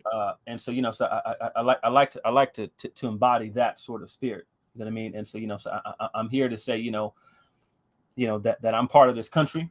Mm-hmm. You know that my people was born here, we worked here, we were bred here. We didn't even ask to be here, but you brought us here, so now you got to deal with me, right? And hey, you know, and I come to take full advantage of all the laws. You know what? Hold on. I got to do this, right? I know another guy that's a gun enthusiast, right? And shout out to Lil Lucifer. He said, "Thou shalt not kill." Boy, you already got the motherfucking trolls after you. You know what I'm saying? So check this out, right? I gotta set this up, man. I don't know. Maybe we're gonna be shooting the shit or something like that. Probably Mika be gonna be ahead of that, but you know, shout out to Mika too. You know, but I gotta see who got more guns. You are a guy I know named Reverend Neo Love, right? I gotta see that because he got guns and nunchucks and he got the Last Dragon sword and shit like that. You know what I'm saying? Hang on one sec. Speaking of which, let me text Queen. Watch this. Hang on, let me see something. Uh oh. So you know, so I'll never forget. If this Negro come back, this nigga changed outfits more times than Prince. I ain't changing outfits, bro. Like, bro, I'm right here, bro. I ain't changing no outfits. You changed outfits more times than Prince in concert. That's a lie. That's a lie. You another one. Listen. So listen, we're gonna see. Listen, I'm about to get a delivery. We're gonna see. Anyhow, yeah. So so yeah. Were you opening up to Sister Mika? I know she had something she wanted to say to me or something. So I don't know if you were, or if we were holding off on that. Hey, it's your world. I'm just asking. No, I mean, it's like, check this out, right? She wants to put Lil Lucifer on and stuff like that. He can't come on yet. He ain't gonna. I gotta talk with him. He too hyped. You know what I'm saying? I mean, this your show. I ain't gonna have nobody jump in and be like, "Boom, what's up, Leandre?" No, get back. You know. So listen, that's fine. Listen, he can jump on, but you know, so I sit there and watch Last Kingdom. You know what I'm saying? And, what's that? Damn. Yeah, you know I'm saying. So you know, I you see how I get out and do it. But yeah, so you know, I'm listen. We ready for mutual combat. We can do 10 paces. We can have a duel. I'll slap you with a glove, with a slap box, whatever you want to do to figure this out. Like I said, like I'm with all of that. You know what I'm saying, you know, in early America, you know, so like George Washington, whatever the general was of the army, you know, they always wore a sword, and it actually showed that they were in charge. Right. I'm George Washington back here. I'm 96 Jordan, this sword right here, and they had a much smaller sword, but this right here, you know, it is what it is. So yeah, like I'm with all the smoke, you know what I'm saying, and you know, where there's smoke, there's firepower, and you know what I mean. And so you know, we can get into whatever you want to do. God damn. So wow. So you know, I gotta ask you this, right? And you know, DMG told me a real funny story, right? And one dude, I don't know who this is. It's a lady. She said slap boxing, LOL. You know. Hey, listen, I'm from the culture, baby. Listen, me and the homies, we called homie fades. We slap box. That's what we did. Shout out to the guys. So check it out, right? DMG, right? Shout out to the honey licking fool, DMG. You know what I'm saying? Brother got my condolences too. You know what I'm saying? Shout out to DMG. Yeah, shout out to DMG, man. Without that motherfucker, I wouldn't be here and stuff like that. I do want to say though, DMG, just to you. You be popping slick. I asked for the address. You won't give me the address so I can pull up. You ain't with the pull up action. I just want you to know that. Hey, DMG crazy ass. I think DMG said that he had some things for you, right? And I gotta see, right? But he and I are doing some planning, right? Of course you're gonna know, but getting back to the more important parts right now, bro. I thought we was talking about DMG. Never mind. Okay, all right, put that down. Go, you over there cocking the gun back. Okay, you're right. We was talking about DMG. I get, you know, I'll shoot his ass too, cause he crazy. Yeah, cause listen, and plus he big. You know, he's been. Nobody gonna fight his big ass. You know, I'll come and fight you. I'll feed you and beat your ass. This nigga crazy. Yeah, it's like he nuts. So you know what I'm saying. I feel like Jody. He said, "Cause I got heat for niggas like you." You saw all them tattoos he got. Shit, standing there and shit with them tattoos, looking at the camera on me and shit like that. Listen, all his shirts is too small and everything. I know he doing too much. So I keep if Sugar Free said, if you stay ready, you ain't got to get ready. So DMG, come this way playing, bro. Let you know right now. Shout out to the so-called only one, Bruce Wayne, Andrew Boyce. What it do, brother? Hey, Andrew. Andre. I don't know why I called you. I was about to say, brother, you been drinking too, huh? You got that wine on you? nah, man. But I gotta say this. Hey, this man is the Bruce Wayne, brother. You can't have guns up there in New York. You know what I'm saying? Y'all gotta use knives and shit like the Puerto Ricans, bro. So, but anyway, getting back into it, right? DMG told me a very funny story. It was quite interesting. You know, when I was asking about you, right? When I said, I gotta interview this guy, I gotta talk with this guy. DMG said you was talking with certain individuals, right? And they threatened you, right? They threatened you. And can you tell me that story? And first of all, hold on, before you get there, this nigga kicked in the damn door and he broke into my fucking show. What's up, Ratchet Craig? What the fuck you want, man? What the hell you want?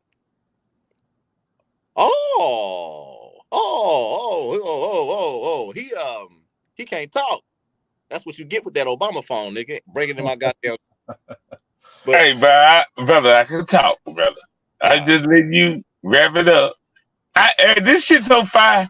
I had to break in the back door, bro. I like this shit. He broke in the damn back door. Yeah, I look too. Memphis niggas. Damn. You know what I'm saying? Because of these Memphis motherfuckers, I cannot get the limited edition motherfucking goddamn me. 3-6 Mafia Memphis Grizzlies jersey. I can't get it. The motherfucker stole that shit. You know what I'm saying? But anyway, this nigga said that the Mr. Rogers of interviews, please block Andre Boyce from the chat, whoever he is, bro. Drop an address, bro. I'm finna pull up, bro. You ain't finna call me Mr. Rogers, bro. Drop an address. Listen, I don't care what city you in. Listen, I'm pulling up and then call me Mr. Rogers. Listen. Up and it's stuck. Hey. Listen, we got to get physical now. I'm 6'5", 208, something like that, bro. Listen, we got to throw a couple hands, figure this out. I need to see what the end game like. Now nigga 6'5" and got guns, bro. You was supposed to have guns. 6'5", bro. Come on, bro. You illegal right now. You the same height as Chris Harris, bro. Damn. I think Chris Harris like 6'1", bro. I think he is extra. As Kevin Gates once said, I'm a BON, a big old nigga. You know what I'm saying? So like it's you know what I'm saying? You got to watch how you talk to me. So you know what I mean? So hey, but listen, but here's the Andre, if you send me your address, bro, if I got to find you, it's gonna be a misunderstanding and more than a conversation. If you didn't call me Mr. Rogers, bro. It's just I'm trying to figure out. Hey, I don't think you're a friendly dude like that. I don't get this. You're not a friendly dude. I've been watching this whole interview. You're not friendly. I'm very friendly. You got too many damn guns, man. You're not friendly, bro. You've been talking a lot of cocky shit tonight, bro. I'm a people person. I just don't like people. If that makes sense. Craig, do that make sense to you, Craig? Classic Craig, that make sense to you? Hey, he got too many guns, bro. Whatever he say makes sense, bro. God. Nah, you can't do that. He can't shoot you right now. No, I can't do it. This motherfucker might got a laser beam that can hone into my location. I ain't taking no damn chance. You ain't taking no chance. How this nigga drink his wine so like I can kill all these motherfuckers easily? Like, god damn. You know. All right, so look. So let me tell you how it happened. So I'm in a discussion because, and this is why I hate DMG to this day. It's why I want his address, because I'm gonna pull up, bro, and we got to get down. Win, lose, draw, it's gonna be a mess up. It's gonna be a misunderstanding. We got to feel each other some kind of way. So I just need to hit you 2-3 times. You knock me out, that's fine. I'm okay with it. Just a couple times you got to feel where I'm coming from. Because I met all these weird people. So I'm in this conversation. And what they asked was several niggas on this chat, and they asking me the question about what is the benefit of Christianity. They want to know what material benefit there is to Christianity. I start spouting off a bunch from memory, as God is my witness. It came back like Giannis. Listen, he came back like Giannis. But listen, so I'm being asked all these questions about the benefit of religion, the material benefit to the person of religion. I start spouting off all of these facts. Google Scholar can talk about is bullshit. He's screaming, Bullshit. And the problem is that I had read this book, Psychology and Religion by Michael Argyle. There's also numerous Black Christian psychologists who I'm happy to plug in, to tag in, and they would tell you that everything I'm saying is legit according to the data. But they're talking about the benefits of the Christian religion, especially of the Protestant faith. You have Protestant work ethic, right? You have better health outcomes, and all these other different things that when you're a Christian, it results in better, greater life outcomes, like materially a better life when you're a Christian. And they were screaming bullshit and telling me that I was lying, I was wrong, stuff like that. I start just giving them page numbers from the book. I already read the book. I started just giving them page numbers about it, by Michael Argyle. And there's a couple other books I got on psychology, and they all say the same thing. But that I was specifically referencing Michael Argyle there. And so we get into this conversation. They turn the conversation into a metaphysical conversation. Google scholar Chris Harris, what's his name? Melvin Jefferson, Melvin something, all of these Negroes, Kansu. These niggas all get to touting Kansu as a person with a degree in metaphysics. They go preach, brother.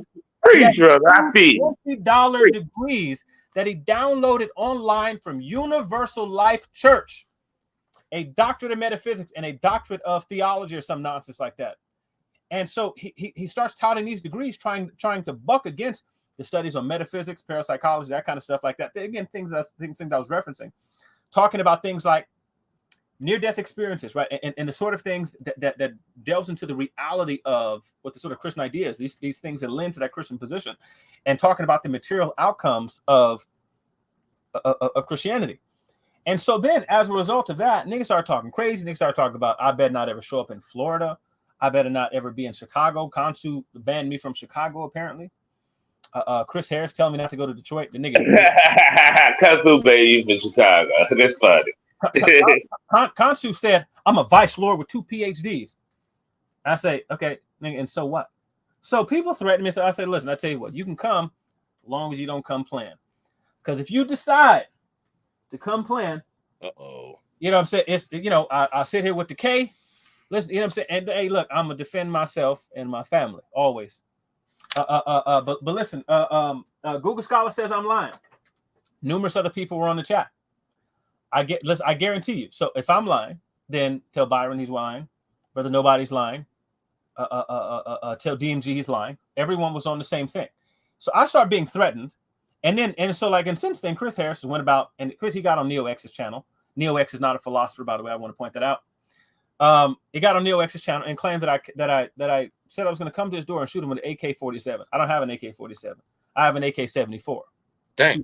5.4539s. The bullets tumble, they flip. But I listen, I'm a law student.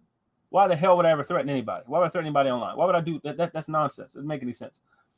But I don't need to lie about anything. I haven't lied about any one thing I said. I have receipts for all of it. Anything that was coined in text, including Google Scholar talking about the fallacy of the categorical syllogism, I have all of it. Anything that happened in text, I took screenshots of. And again, and shout out to all of the liars, Black Line Supreme, Google Scholar, Sabio, right? These brothers have lied numerous times in chats. I have all the screenshots to show it. I don't ever need to lie because I don't fear anybody. I don't fear anybody. I don't fear any outcomes. There's nothing you could do to me. I'm an open book. You can't. There's nothing that you have on me. So I don't ever need to lie. So that's what happened in that conversation. They were touting this dude Kansu as an authority in the subject of metaphysics. There's no such thing as a metaphysics degree in any university that I'm aware of. Metaphysics is a branch of philosophy. Nobody I know. There's no. He said a wretched philosophy. They're right. It's a wretched philosophy. You right. So I don't know anybody who has from any accredited university a degree in metaphysics. But they were touting this brother. I haven't lied on Google Scholar at all. Listen, I tell you what, Google Scholar, you're welcome to come on, show me, tell me where I lied.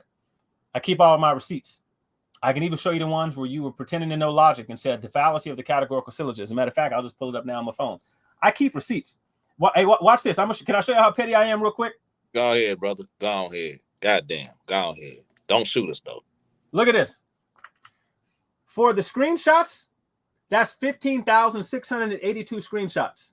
God damn. I keep all receipts. You get on here, you say something dumb, I take a screenshot of it. I keep an entire folder. I do this regularly. I do screen records as well. I have Eusebio Robinson on here. One, I got him on it being yelled at by his mama. I got Google, in a live chat with sheets hung over his window. I got Google Scholar unwilling to point out that Sabio is lying and wrong about numerous topics. He claimed that he wouldn't comment on a debate between two men, but he did so several times. I got that too. He was commenting on the debate with JJ 7000, some other dude. I got it numerous times, but he wouldn't say whether or not Sabio was wrong about what he was talking about. I got Sabio pretending that he had attended a class with Lawrence Krauss, and Sabio had downloaded an online free booklet from Lawrence Krauss, and then said that he said that this was a syllabus from the course. He was a damn lie. Sabio claims that the Bible used to be called Helios Biblos. And then Sabio was on a KKK website trying to establish that the Bible was originally called Helios Biblos. He was on a Klan's website, on an Aryan Nation website, trying to establish this. He was on Blog Talk Radio and then lying, saying he got it from Wikipedia. I got Black Lion Supreme and Chris Harris all claiming the same thing. Call me on it. I've already put the videos out in numerous back chats. I don't ever need to lie on y'all. Y'all so beneath me that it's not even funny, that I don't ever need to lie. I keep all receipts for this purpose. You can never say that I'm lying. I keep all receipts. We were in this back chat. Y'all start making threats because niggas start talking crazy, start talking about, I better not come to Florida, I better not come to Chicago, I better not come to Detroit. You know. And then he says, I don't think Google wasn't in that back chat. And do you fear me in your deep subconscious? You fear DMG? Because after my son bears you down, I'm going to use this kid as his toothpick. DMG, give me that address, bro. I'll pull up. I ain't fighting that crazy nigga. Not even came back like Spike Lee. All right. That nigga too crazy. You know what I'm saying? So check this out, right? I mean, what you talking about, man? I've always been here, right? So check this out. Wow. You a real life superhero, bro. You like for real. But I have to say this though, Chief. Let's get a little bit more into the nitty gritty, right? Yes, so sir. You have no rival. Only not in the conscious community, no. Not in the conscious community. So nobody back here in this spectrum of what we call the conscious community can challenge this man. He is the undisputed, the one and only legendary champion himself, Leandre the Lashing Scholar. He is the one and only. So, before we move to this next section, right. Let's take a quick break. Be right back. 45 seconds. All right, 45 seconds. And then bring on whoever you want. It doesn't matter. All right. So, yo, Ratchet, you there? By the way, the person in my background, this is. I'm here. Can y'all see my photo there? Yeah, we see it. That's another pseudo intellectual, Elisha Taylor. He hosts a show called When the Pastor Asks Questions. Likewise, I know what the hell he's talking about. I did an entire video on Paradigm Shift exposing him. Check it out when you got a chance. I'll be back in 45 seconds.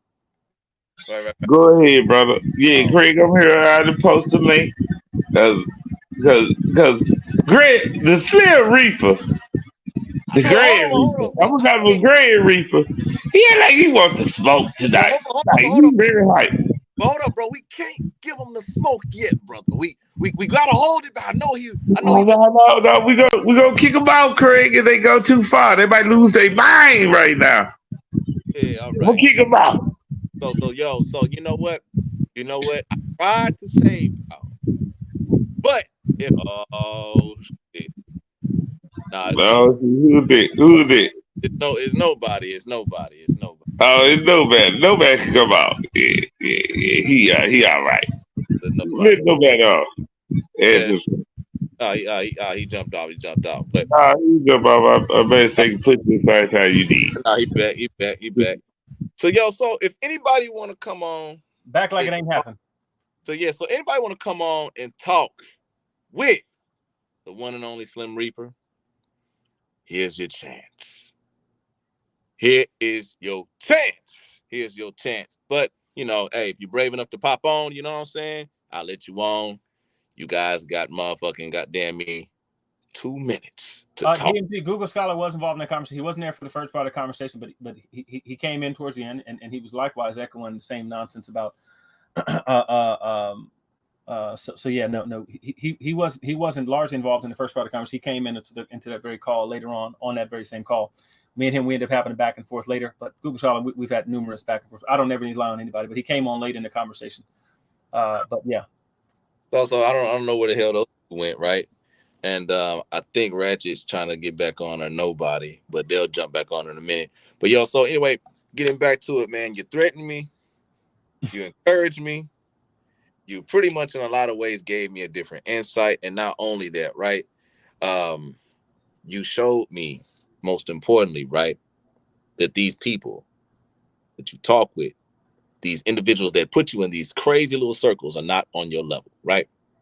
So here's the thing, right? So you was like this motherfucking goddamn hidden secret weapon, right? I don't know if he was like some type of Templar. They was training in secret or some shit like that or whatever. And I don't know. Maybe some type of hidden crusader sent from the future or whatever to attack these motherfuckers. I don't know, man. Like you a Terminator or some shit. But here's the thing, right? These motherfuckers put you back here, right? Niggas like DMG put you back here. That honey licking goddamn me fool, right? Unfortunately, yeah, he did. So here's the thing, right? Here's the thing. Why are you still back here? Mostly because apparently I have a lot of spare time, which I don't. So I'm back here reluctantly most of the time. I pretty much just deny having the conversations because, I'm not really one for views. I really don't care. I have amassed myself my own particular following, which I really don't care about. And I've had offers to do all sorts of shows, podcasts, that kind of stuff. I've been offered big money by people to do things because they like the stuff that I do. I just really don't care about it that much. I care about the people, the little guy. I care about the people who are struggling on the fence, the person who might become a Christian because they, what they need is that little bit of information. So I'm back here to do the sort of apologetic work and to show that there is a sufficiency of answers. It's not as if I know every answer, not as if I know everything off the top of my head. Hey man, keep going. But the point is, I basically just think that that the one sheet that's back here might be worth my time.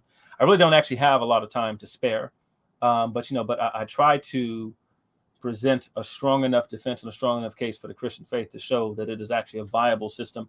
And most of the systems back here actually aren't viable by the same token, by the same standard. So I don't like it particularly. I actually prefer to present work to before a team of scholars, like I did on like I did it at the university. I presented original research to the university, and there was a team of professional scholars, professional philosophers in the chat. In the audience, in a packed out room with standing room only, where myself and another person presented our original. It was two people presented our original research. We had standing room only at the university. I prefer to have actual questions from actual scholars, learned in the area, critiquing, that sort of thing, because that's how I think you access truth. Back here, this is kindergarten. It's like taking candy from a rock. Oh, damn, from a rock. So okay, so check this out, right? Now, I'm gonna tell you what certain people say, brother, and I'm pretty sure you won't be surprised. A lot of people say you're a bigot, you're arrogant, you're trying to crush people's dreams, you're not helping anyone, and you're back here for your own personal reasons, right? Yeah. Now, so wait, you said yeah. Yeah. I'm saying yeah. I know that they say that. So okay, so check this out, right? Now, these are not none of the people I know, but these are some people that, when I pretty much shopped you around and stuff like that, this is what they pretty much said. Now, I'm not going to tell you who. I don't do that. Right. But I found it interesting, right, that these are certain people that are known, right, that watched you. And that's one thing that made me wanted to interview you a little bit more. Now, DeAndre, certain people are hoping that you do not enter certain circles, right? Yeah. So here's the thing, right? I know you're not interested in a lot of these things, right? But there is some form of attraction that you have other than educating your people, right? Mm-hmm. Now, I need you to address what that other thing is. Well, so the best I can say is, is that people can expect, and again, you'll have to tell me if I'm on track, but the people can expect a particularly fiery show from me because I have a pretty sharp tongue. Right. I got the hands to go with it. If anybody decides you want to try me, I'm in Fresno. Call me. Let me know. It's whatever. But so people can expect a pretty fiery show, and so it sort of gets into, and again, when I'm done, you just let me know if I'm off track. But so one of the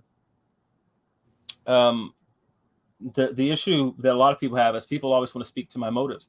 And, and then a lot of people say, well, then that's not Christ. Like Christians don't do that, blah, blah, blah, blah, blah. Well, again, these are people who don't know anything about Christianity. You learned Christianity from grandma and grandpa, who we've already discussed, didn't have the greatest education just as a whole, just in general, nor of the Christian faith, of church history, or of things like the ancient Near Eastern style of debate and discussion. So there's a scholar by the name of John J. Pilch. John J. Pilch talks about the rhetorical style of Jesus in the ancient Near East.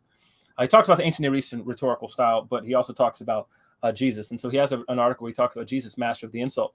One of the things that Jesus did, like King David did, and numerous times throughout the scriptures, is ridicule their opponent, show that their opponent was not remotely worthy of a discussion with them.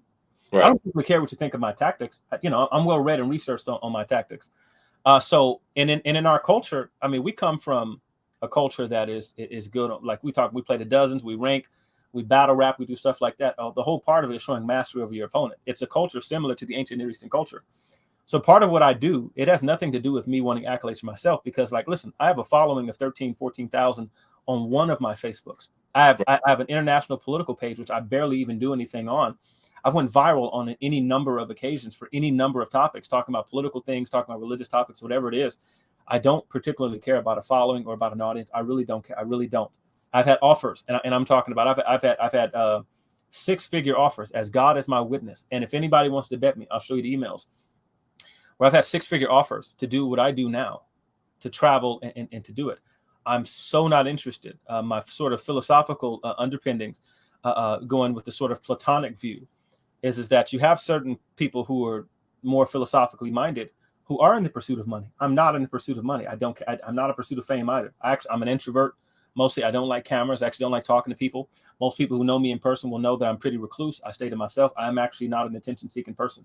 Whether you believe me or not is totally irrelevant to me, because I actually don't care about convincing you. It's just the simple fact is that I actually don't care about being back here for my own benefit. Being back here is actually a pain and a chore to me, because I have to listen to people pretend to know subjects that they don't know. Shout out to Sabio for saying that AD stands for antediluvian instead of Anno Domini. So I have to. It's a pain to me to discuss things with most people, because and I don't mean this in the sense that I'm the highest that there is. Right. I'm just the 96 Jordan back here. Right. I've been in circles with people, like I've submitted papers, and the professor responded back to me and said, "You're not well read enough on this particular subject. You need to read." And he gave me a list of books, and he said, "You need to earn the right to an opinion." So again, when you're in circles with professional people who are more read than you, again, it's a very humbling thing. But just back here, you niggas ain't read nothing.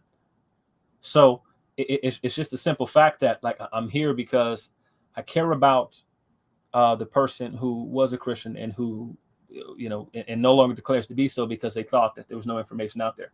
I care about the person who's on the fence, who was, on their way to something. I care about the person who was being troubled by these people and thought that there was no answer that Christianity had. And I care to give them the answer. It's the only reason why I waste my time, because I certainly don't think that I'm going to convince any of the people who I'm back here talking to. I'm here for that straggling person in the audience. That's why I'm here. So, yeah, but go ahead. So. Oh, that's hello, Craig. Can I have a question? Go ahead, Rexy. Go ahead. Oh, damn, I've been waiting on Slim Reaper. I gotta say, Slim Reaper. Do you think, Craig? I'm asking you a question, Craig. Do you think Booty is ready for this guy? Well, he might be too old. And do not lie either. I've been honest whole time. Do not lie. No political answers either. He put you in the box right now, Craig. Hey, hold up, brother. Yes or no first. Yes or no. Is he ready? Is he on my level? And be for real. I'm over being asked all the questions. I'm glad you asked him that question, not me. Shit. I'm gonna say this, right?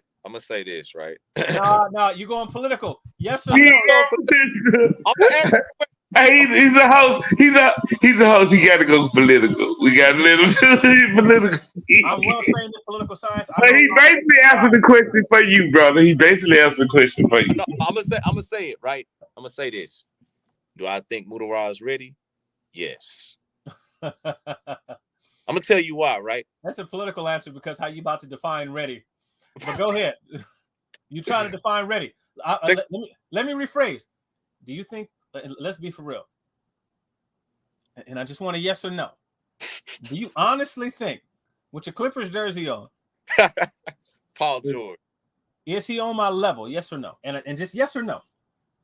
Let's keep it a buck. We care about the community. Keep it a buck. Hey, I answer for. Yes, he is ready. No, yes, he is ready. Hold on, Reggie. Hold on. I'm gonna be a man about this, right? I'm gonna do this, brother. Because you know I fuck with you, Leandre. Real shit. I fuck with the Slim Reaper. But you is not motherfucking ready for the ancient one, Mutawar. He's older. Oh shit! And not only that, shit. individuals like you many times before. The cap on this app. Hey, listen. The cap is real. You know what? You picked up from DMG. This is DMG's tactic, right? Because he likes to see the fireworks. He likes to see the fireworks. But listen. I say this because it's fact, not because of arrogance. I am arrogant, by the way. I don't see it. But it's not an unearned arrogance. Arrogance ain't always bad. It's not an unearned arrogance. I've earned my arrogance. Niggas like to see the fireworks of it, but listen, let's keep it a buck. There's not been many rooms that I've entered, and I mean this just from the bottom of my heart. Since about the second grade, they've been asking about boosting me up levels.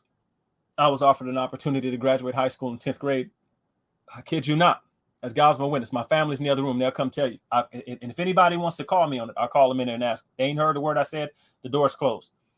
There's not been many rooms I've been in that I haven't been the smartest people in the room. Now, it's not always the case. And I love going into rooms where I can learn from the people. There's several people who I know are smarter than I am. It's just, it ain't you niggas back here. So it ain't that I think I'm top of the world. I think I'm better than you niggas. Whoa.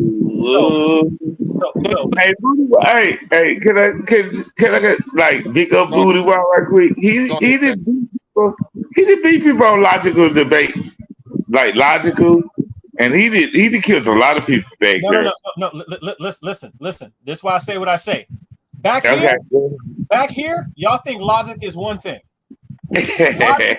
Logic ain't that. It ain't that. Yes. Yeah. So back here, logic is something completely different. I tell you what. What I'll do is, anybody you put up that you think knows logic, what I'll do is, I'll go to a place, and what I'll do is, listen, we can compare it.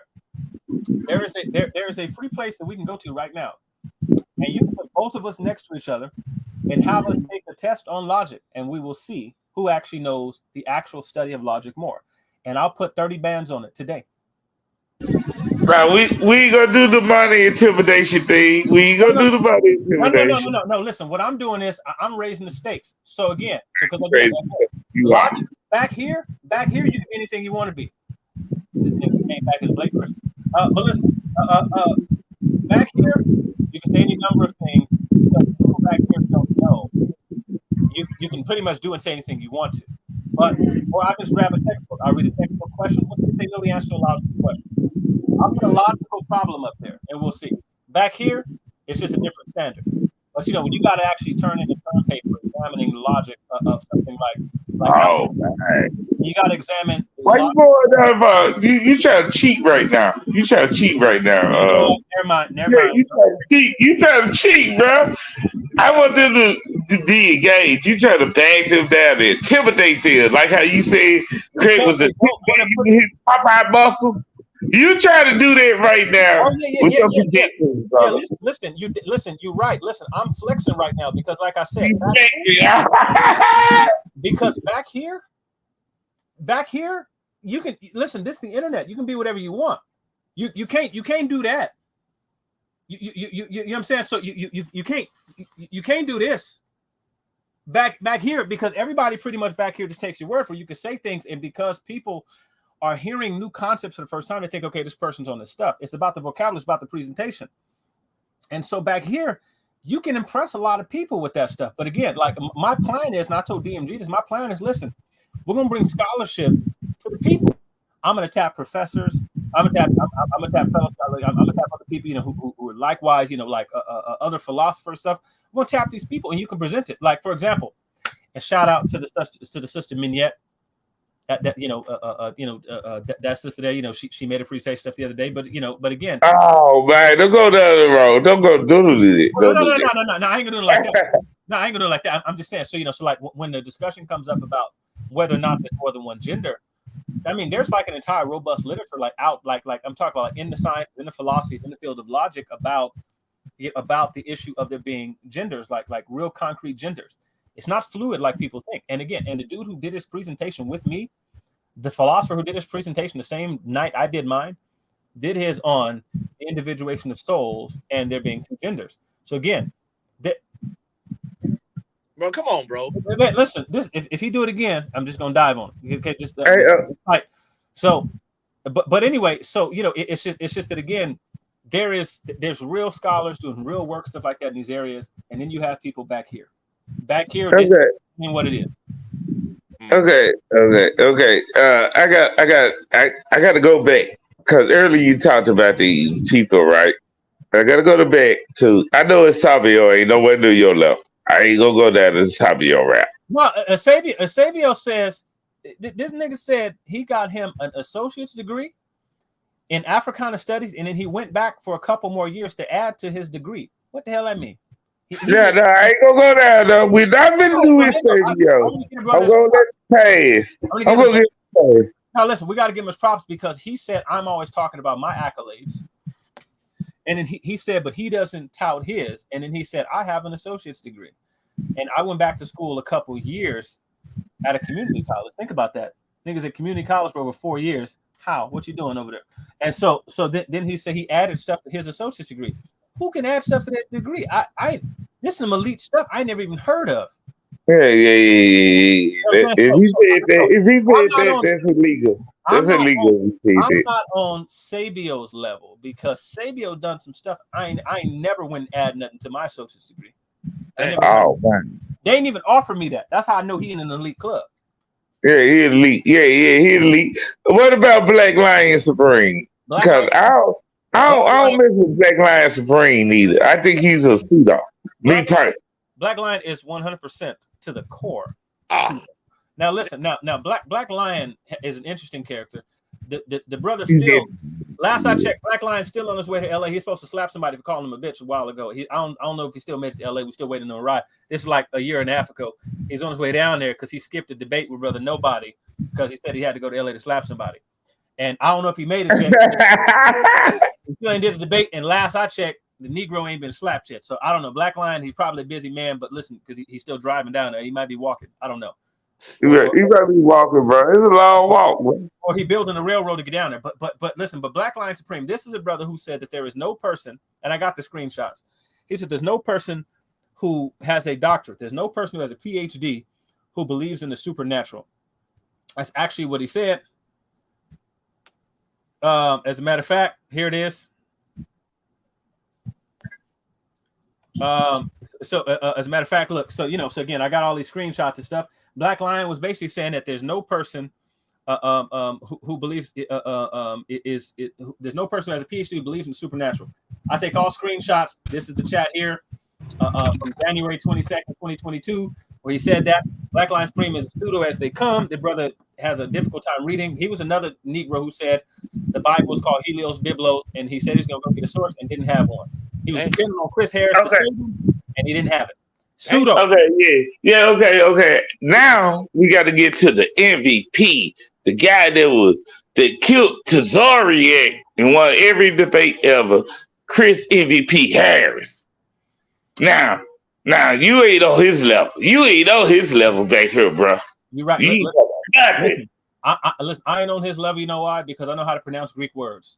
And he could read Demeter and say Dedimer, which anybody who reads English knows that ain't it. It certainly ain't the Greek, and it certainly ain't the English. I'm definitely not on this level because he weighs somewhere else. This is a brother who repeatedly claims to know various subjects, Greek, Hebrew, history, that kind of stuff. And again, like I told Classic Craig earlier, this is a brother who claimed that the story of Jesus, stuff like that, was taken from the Greeks, that the Greeks invented this story. And then he went to the Mycenaean civilization over a millennia before the time of Christ, couldn't even read the language. Nobody could even read the language at that time, and claimed that they stole.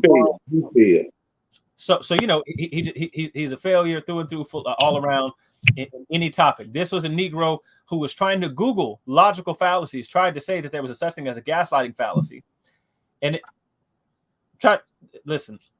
I'm tired. Okay, I'm getting tired. But he tried. You get tired. Let the Mika come in. This Mika. Miss Mika, you got the floor. I'm on mute. You don't have to press mute. I just came in at the butt end. I'm in traffic, but I just want to say, hey, how you doing? I'm listening, and I can't say I agree with everything, but I agree with some things.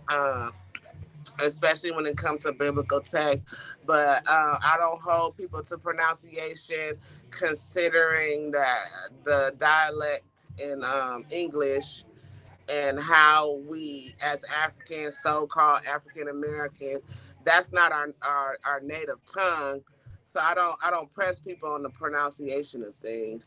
And then when it comes, English is our native tongue. English is our native tongue. Well, it's our native tongue, but you know, we twist the word like ebonics and stuff like that. You know what I'm saying? Like, I guess, Sister Mika, I guess my question would be, because I'm holding people to pronunciation, especially when they're claiming to be authorities on topics. Don't you think that like a lawyer should be able to pronounce and spell habeas corpus? Yeah, I mean, if you speak in legalese, yes, that's a different language. Right. So what I guess what my question is if you were claiming to have done your study of Greek history, and again, and you're reading something in English, don't you think people should know, like, if you read the letters T, H, and E, how many correct pronunciations are there to that? Two. What are the two? The and the. Okay, and what if I say teheh?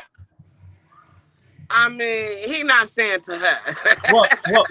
well, what he said is Detemer, which would be spelled at least Detemer, but the word is Demeter or Demeter. Either one of those two pronunciation work. And so, how much confidence do you have if you go and you are sitting with an oncologist, a cancer doctor, and he can't pronounce a lymphoma, or he can't pronounce I don't know, a sarcoma? How much confidence do you have in your doctor if he can't say sarcoma? I don't like, okay, if he's in a profession, but when we're talking about these platforms and everything. Exactly. When we're talking about these platforms, now don't get me wrong, because I took like medical terminology, so I understand how to pronounce those words, right? Mm-hmm. But I also took formal English, like rhetoric and composition, so I understand the English language very well. But because I'm a sister and I'm Black, I still would say, instead of saying like, I say liked it. Well, you know what I'm saying? I say stuff like that. I so get it. I don't hold people to. Yeah, but code switching is a bit different, though, isn't it? In code switching is a bit different. So, like, for example, I can speak Ebonics. I can talk a certain way when I go to certain places. I'm talking about a person back here claiming to have done their research on a particular topic and yet doesn't know the basics, like how to say the word.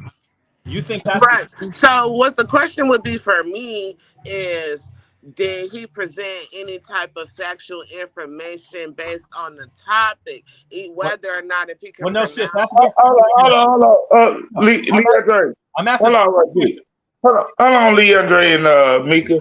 Chris Harris held me to the same standard that Leandre is holding Chris Harris to. He said, I don't know how to pronunciate words, and that's why my show sucks, right? He gave me the same way, and I'm enjoying this shit that he presses this nigga. Like, I'm enjoying this shit because they're that type of guy. He wish he was Leandre. He wish he was him. Well, if he's trying to hold down, that's a different thing, because if he's trying to hold you to pronunciation, then he has to live up to that. Well, sis, my question still is: if you're presenting yourself as an authority or as learned on the topic, you're telling me that you don't need to know the basics? Okay, so me personally, right? I'm just talking based off my experience or whatever. I may hear the pronunciation of the word. I may know the pronunciation of the word, but it just don't roll off my tongue like that. Now, So listen, I get don't. all of that. I'm asking. So Listen, I don't hold nobody to if you see, pronunciation. Now, hold on. With this newfound information from Ratchet, if the guy is holding people to pronunciation, then yes, you have to hold him to pronunciation. sis, that's a different question I'm asking. I'm asking a very pointed question. If you're presenting yourself as learned on a particular topic, should you know the basics? Like, should you know the words? So again, so if you were talking about that you have studied a particular religion, could you not know what the words say in the religion? Yes, you should know. So what I'm saying is that he has presented himself as knowing Greek, and he doesn't know it. I've given him basic, plain Greek words. He doesn't know it. I've given him plain Hebrew words. He doesn't know it. He doesn't know plain basic, and I'm talking about basic stuff that my children. I teach my children. My children know Greek. My children know Hebrew and Latin, not Greek. They know Hebrew and Latin. Greek is next. He doesn't know the basics of it, and he yet comments on it and talks all about how you need to show blah blah blah blah blah in Greek, and you need to know this in Hebrew. And he talks to his audience as if he knows the subject. But when the basics are missing, what basis do you have for thinking that he knows the topic? That's the point I'm making. Okay. I got a question for you though. Yes, ma'am. You didn't answer mine, but go ahead. When are you and this Chris person, I don't know who this person is, when are you guys going to have a debate? So Chris Harris and I were supposed to have a debate a long time ago. The first one we were supposed to have was on the subject of slavery. Because, and I pointed out to Chris Harris that he did not, by the way, he didn't answer my question, sis, but I'm going to move on. The brother did not take that debate conversation. He has not picked up one since. And as a matter of fact, every time that we've gotten close to one, he simply is backed out. Now, I've even jumped on live as he's been on. Chris Harris has conceded that he didn't know as much as I did and asked me to teach him. But Chris Harris likewise been somebody, again, you're talking about hold some of the pronunciations, but on numerous topics, Chris Harris has pretended to know logic and didn't know those and was Googling terms that had nothing to do with logic. I actually do have training in logic with the credentials and degrees to prove it. So we've never had an opportunity to do so. And again, the thing about it is now is that when we've been on, he spits on his camera and stuff like that. This isn't a person that I would ever even have an interest in because he doesn't know the basics. There is nothing. So he would have to demonstrate for me now after failing miserably, repeatedly, that he's even worth doing. This brother has ran from debates. He's quit during debates. Numerous things. It will be a waste of my time. Okay, so would you do a debate with Little Lucifer? How you pronounce? I used to call him Deacon Derek in the back in the day, but Madua, whatever his name is now, would you be willing to do a debate with him? It depends on the topic. But here's the thing, though, right? Thing, though. So hold on. All y'all niggas want to jump in. Y'all ain't have permission to jump in. I should kick you motherfuckers off. God damn. I'm finna get off. Don't start with me, Classic Craig. Hey, listen, woman, you still got to deal with Captain K that you hiding from. But listen, right? Cool. Y'all niggas trying to jump and motherfucking Leandre and shit. I ain't gonna let that happen, right? I'm getting on his head. I mean, I'm getting on his head because there's certain things that need to be addressed. You know, we can't be stuck on the pronunciation. Was the information accurate? That's the question. What about the information? Was he bringing the information or he wasn't bringing the information? Did he have wait a minute, hold on, brother. Did he bring his receipts? Did he show you? Did he prove to you what he was saying was accurate, or you just stuck on one word? No, and again, insist. This is the thing here. And again, like I said, back here, y'all don't care about logic. The source, the person who's presenting the information, their credibility is relevant. So when you're coming in and you don't know the basics of the subject, nobody should listen to you. You don't have credibility. You try to diminish that, and I'm pointing out that is ridiculous. Who's trying to diminish that? You did. I agree. I trying to diminish his credibility? No. Hold on. I had an argument with a person Mm, And I say the three domains of life, right? mm, That you had animal, plant, and fungus, right? They mm. said that human beings are neither. That what the white man taught us. He And said one what? like that what the white man that taught us. Like we not an animal, we not a plant, we not fungus. That what the white man taught us. I said, what are we then? Mm. It's what the white man taught you. So once you get into them type of conversation, it's no longer logic at this point. It's Oh, stupidity. okay. I don't know the brother that we talking about. I'm just asking No, questions, and I'm I'm just gonna saying. ask the hard I'm just questions. saying. You evaluate the conversation based on the conversation you have with a person, right? Mm-hmm, mm-hmm. If you don't, if you realize that, like, damn, they just do it anytime. You try to say they don't like you, like your conversation, try to be bothering you, and everybody that's second grade shit, right? Mm-hmm. What the two domains of life? Mm-hmm. Yeah. I get it because like I'm the type of person, right? I'm a thorough researcher. I'm a Basic. thorough person that read, so you can understand whether or not if the person read the book or not. Because if the No, book is no, talking about I'm flowers just and saying, you come in talking about insects, you know that person ain't read the book. yeah, I'm just saying, if you can't get past the basic shit like that, like the three domains of life, how can you talk about biology or evolution? And you don't like white man taught you that. That's what they taught you in school, and everybody went through school. And hopefully, you got your GED or high school diploma back here, right? You ain't drop out in second I grade. appreciate you too, right? But Uh, y'all get in the way of my damn show. God. okay, I'm gonna get off in a minute, but Man, I got I'm one more gonna get all question for the this. brother. I So, No, you ain't got one apologize. question for the brother. You ain't huh? got one. Listen to me. We Okay, gonna get with I'm you. gonna stay in my lane. We gonna get with you, Mika. You know, we cannot press Mr. McBride. Y'all I have to authority. press him, bro. I gotta He's press him because I impressed. want to know Listen, if he the truth or not. I He gotta is he's the press truth. the impressed. I, brother. I haven't impressed yet though. Like, because what she said is that she tried to defend his mispronunciation of stuff, which is No, plain English. But I haven't been pressed. Press me, sis. Press me. I want to be pressed. Press me. Oh now shit, you gotta I be came free. in on the butt end, but I was in at the beginning. But I heard you say something about him having an associate's degree and adding on to his associate's degree. But me being a scholar and a person that holds a degree, I know that you could take lower division courses to satisfy your upper division degree. So why is that a problem for him to take classes at a lower division school, even though it can be accredited to his upper degree? Well, so one. So I don't know what particular jurisdiction you're in, but I'm in California. So only certain Me lower division. too. Okay, so only certain lower division courses actually qualify for upper division courses. So now you can come with your associate degree in California, for example, right? Mm. But the problem was that he said he added stuff to his degree. Now, what stuff he's talking about, I have no idea. What stuff he added to his degree, I have no idea. Because that none of that stuff qualifies, like in none of the jurisdictions I know of on the West Coast, it doesn't qualify for upper division courses. So, like for example, at Fresno Pacific University, most universities I'm aware of, only certain amounts. So you can do lower division courses, right? But none of that stuff down there on the associate's level qualifies.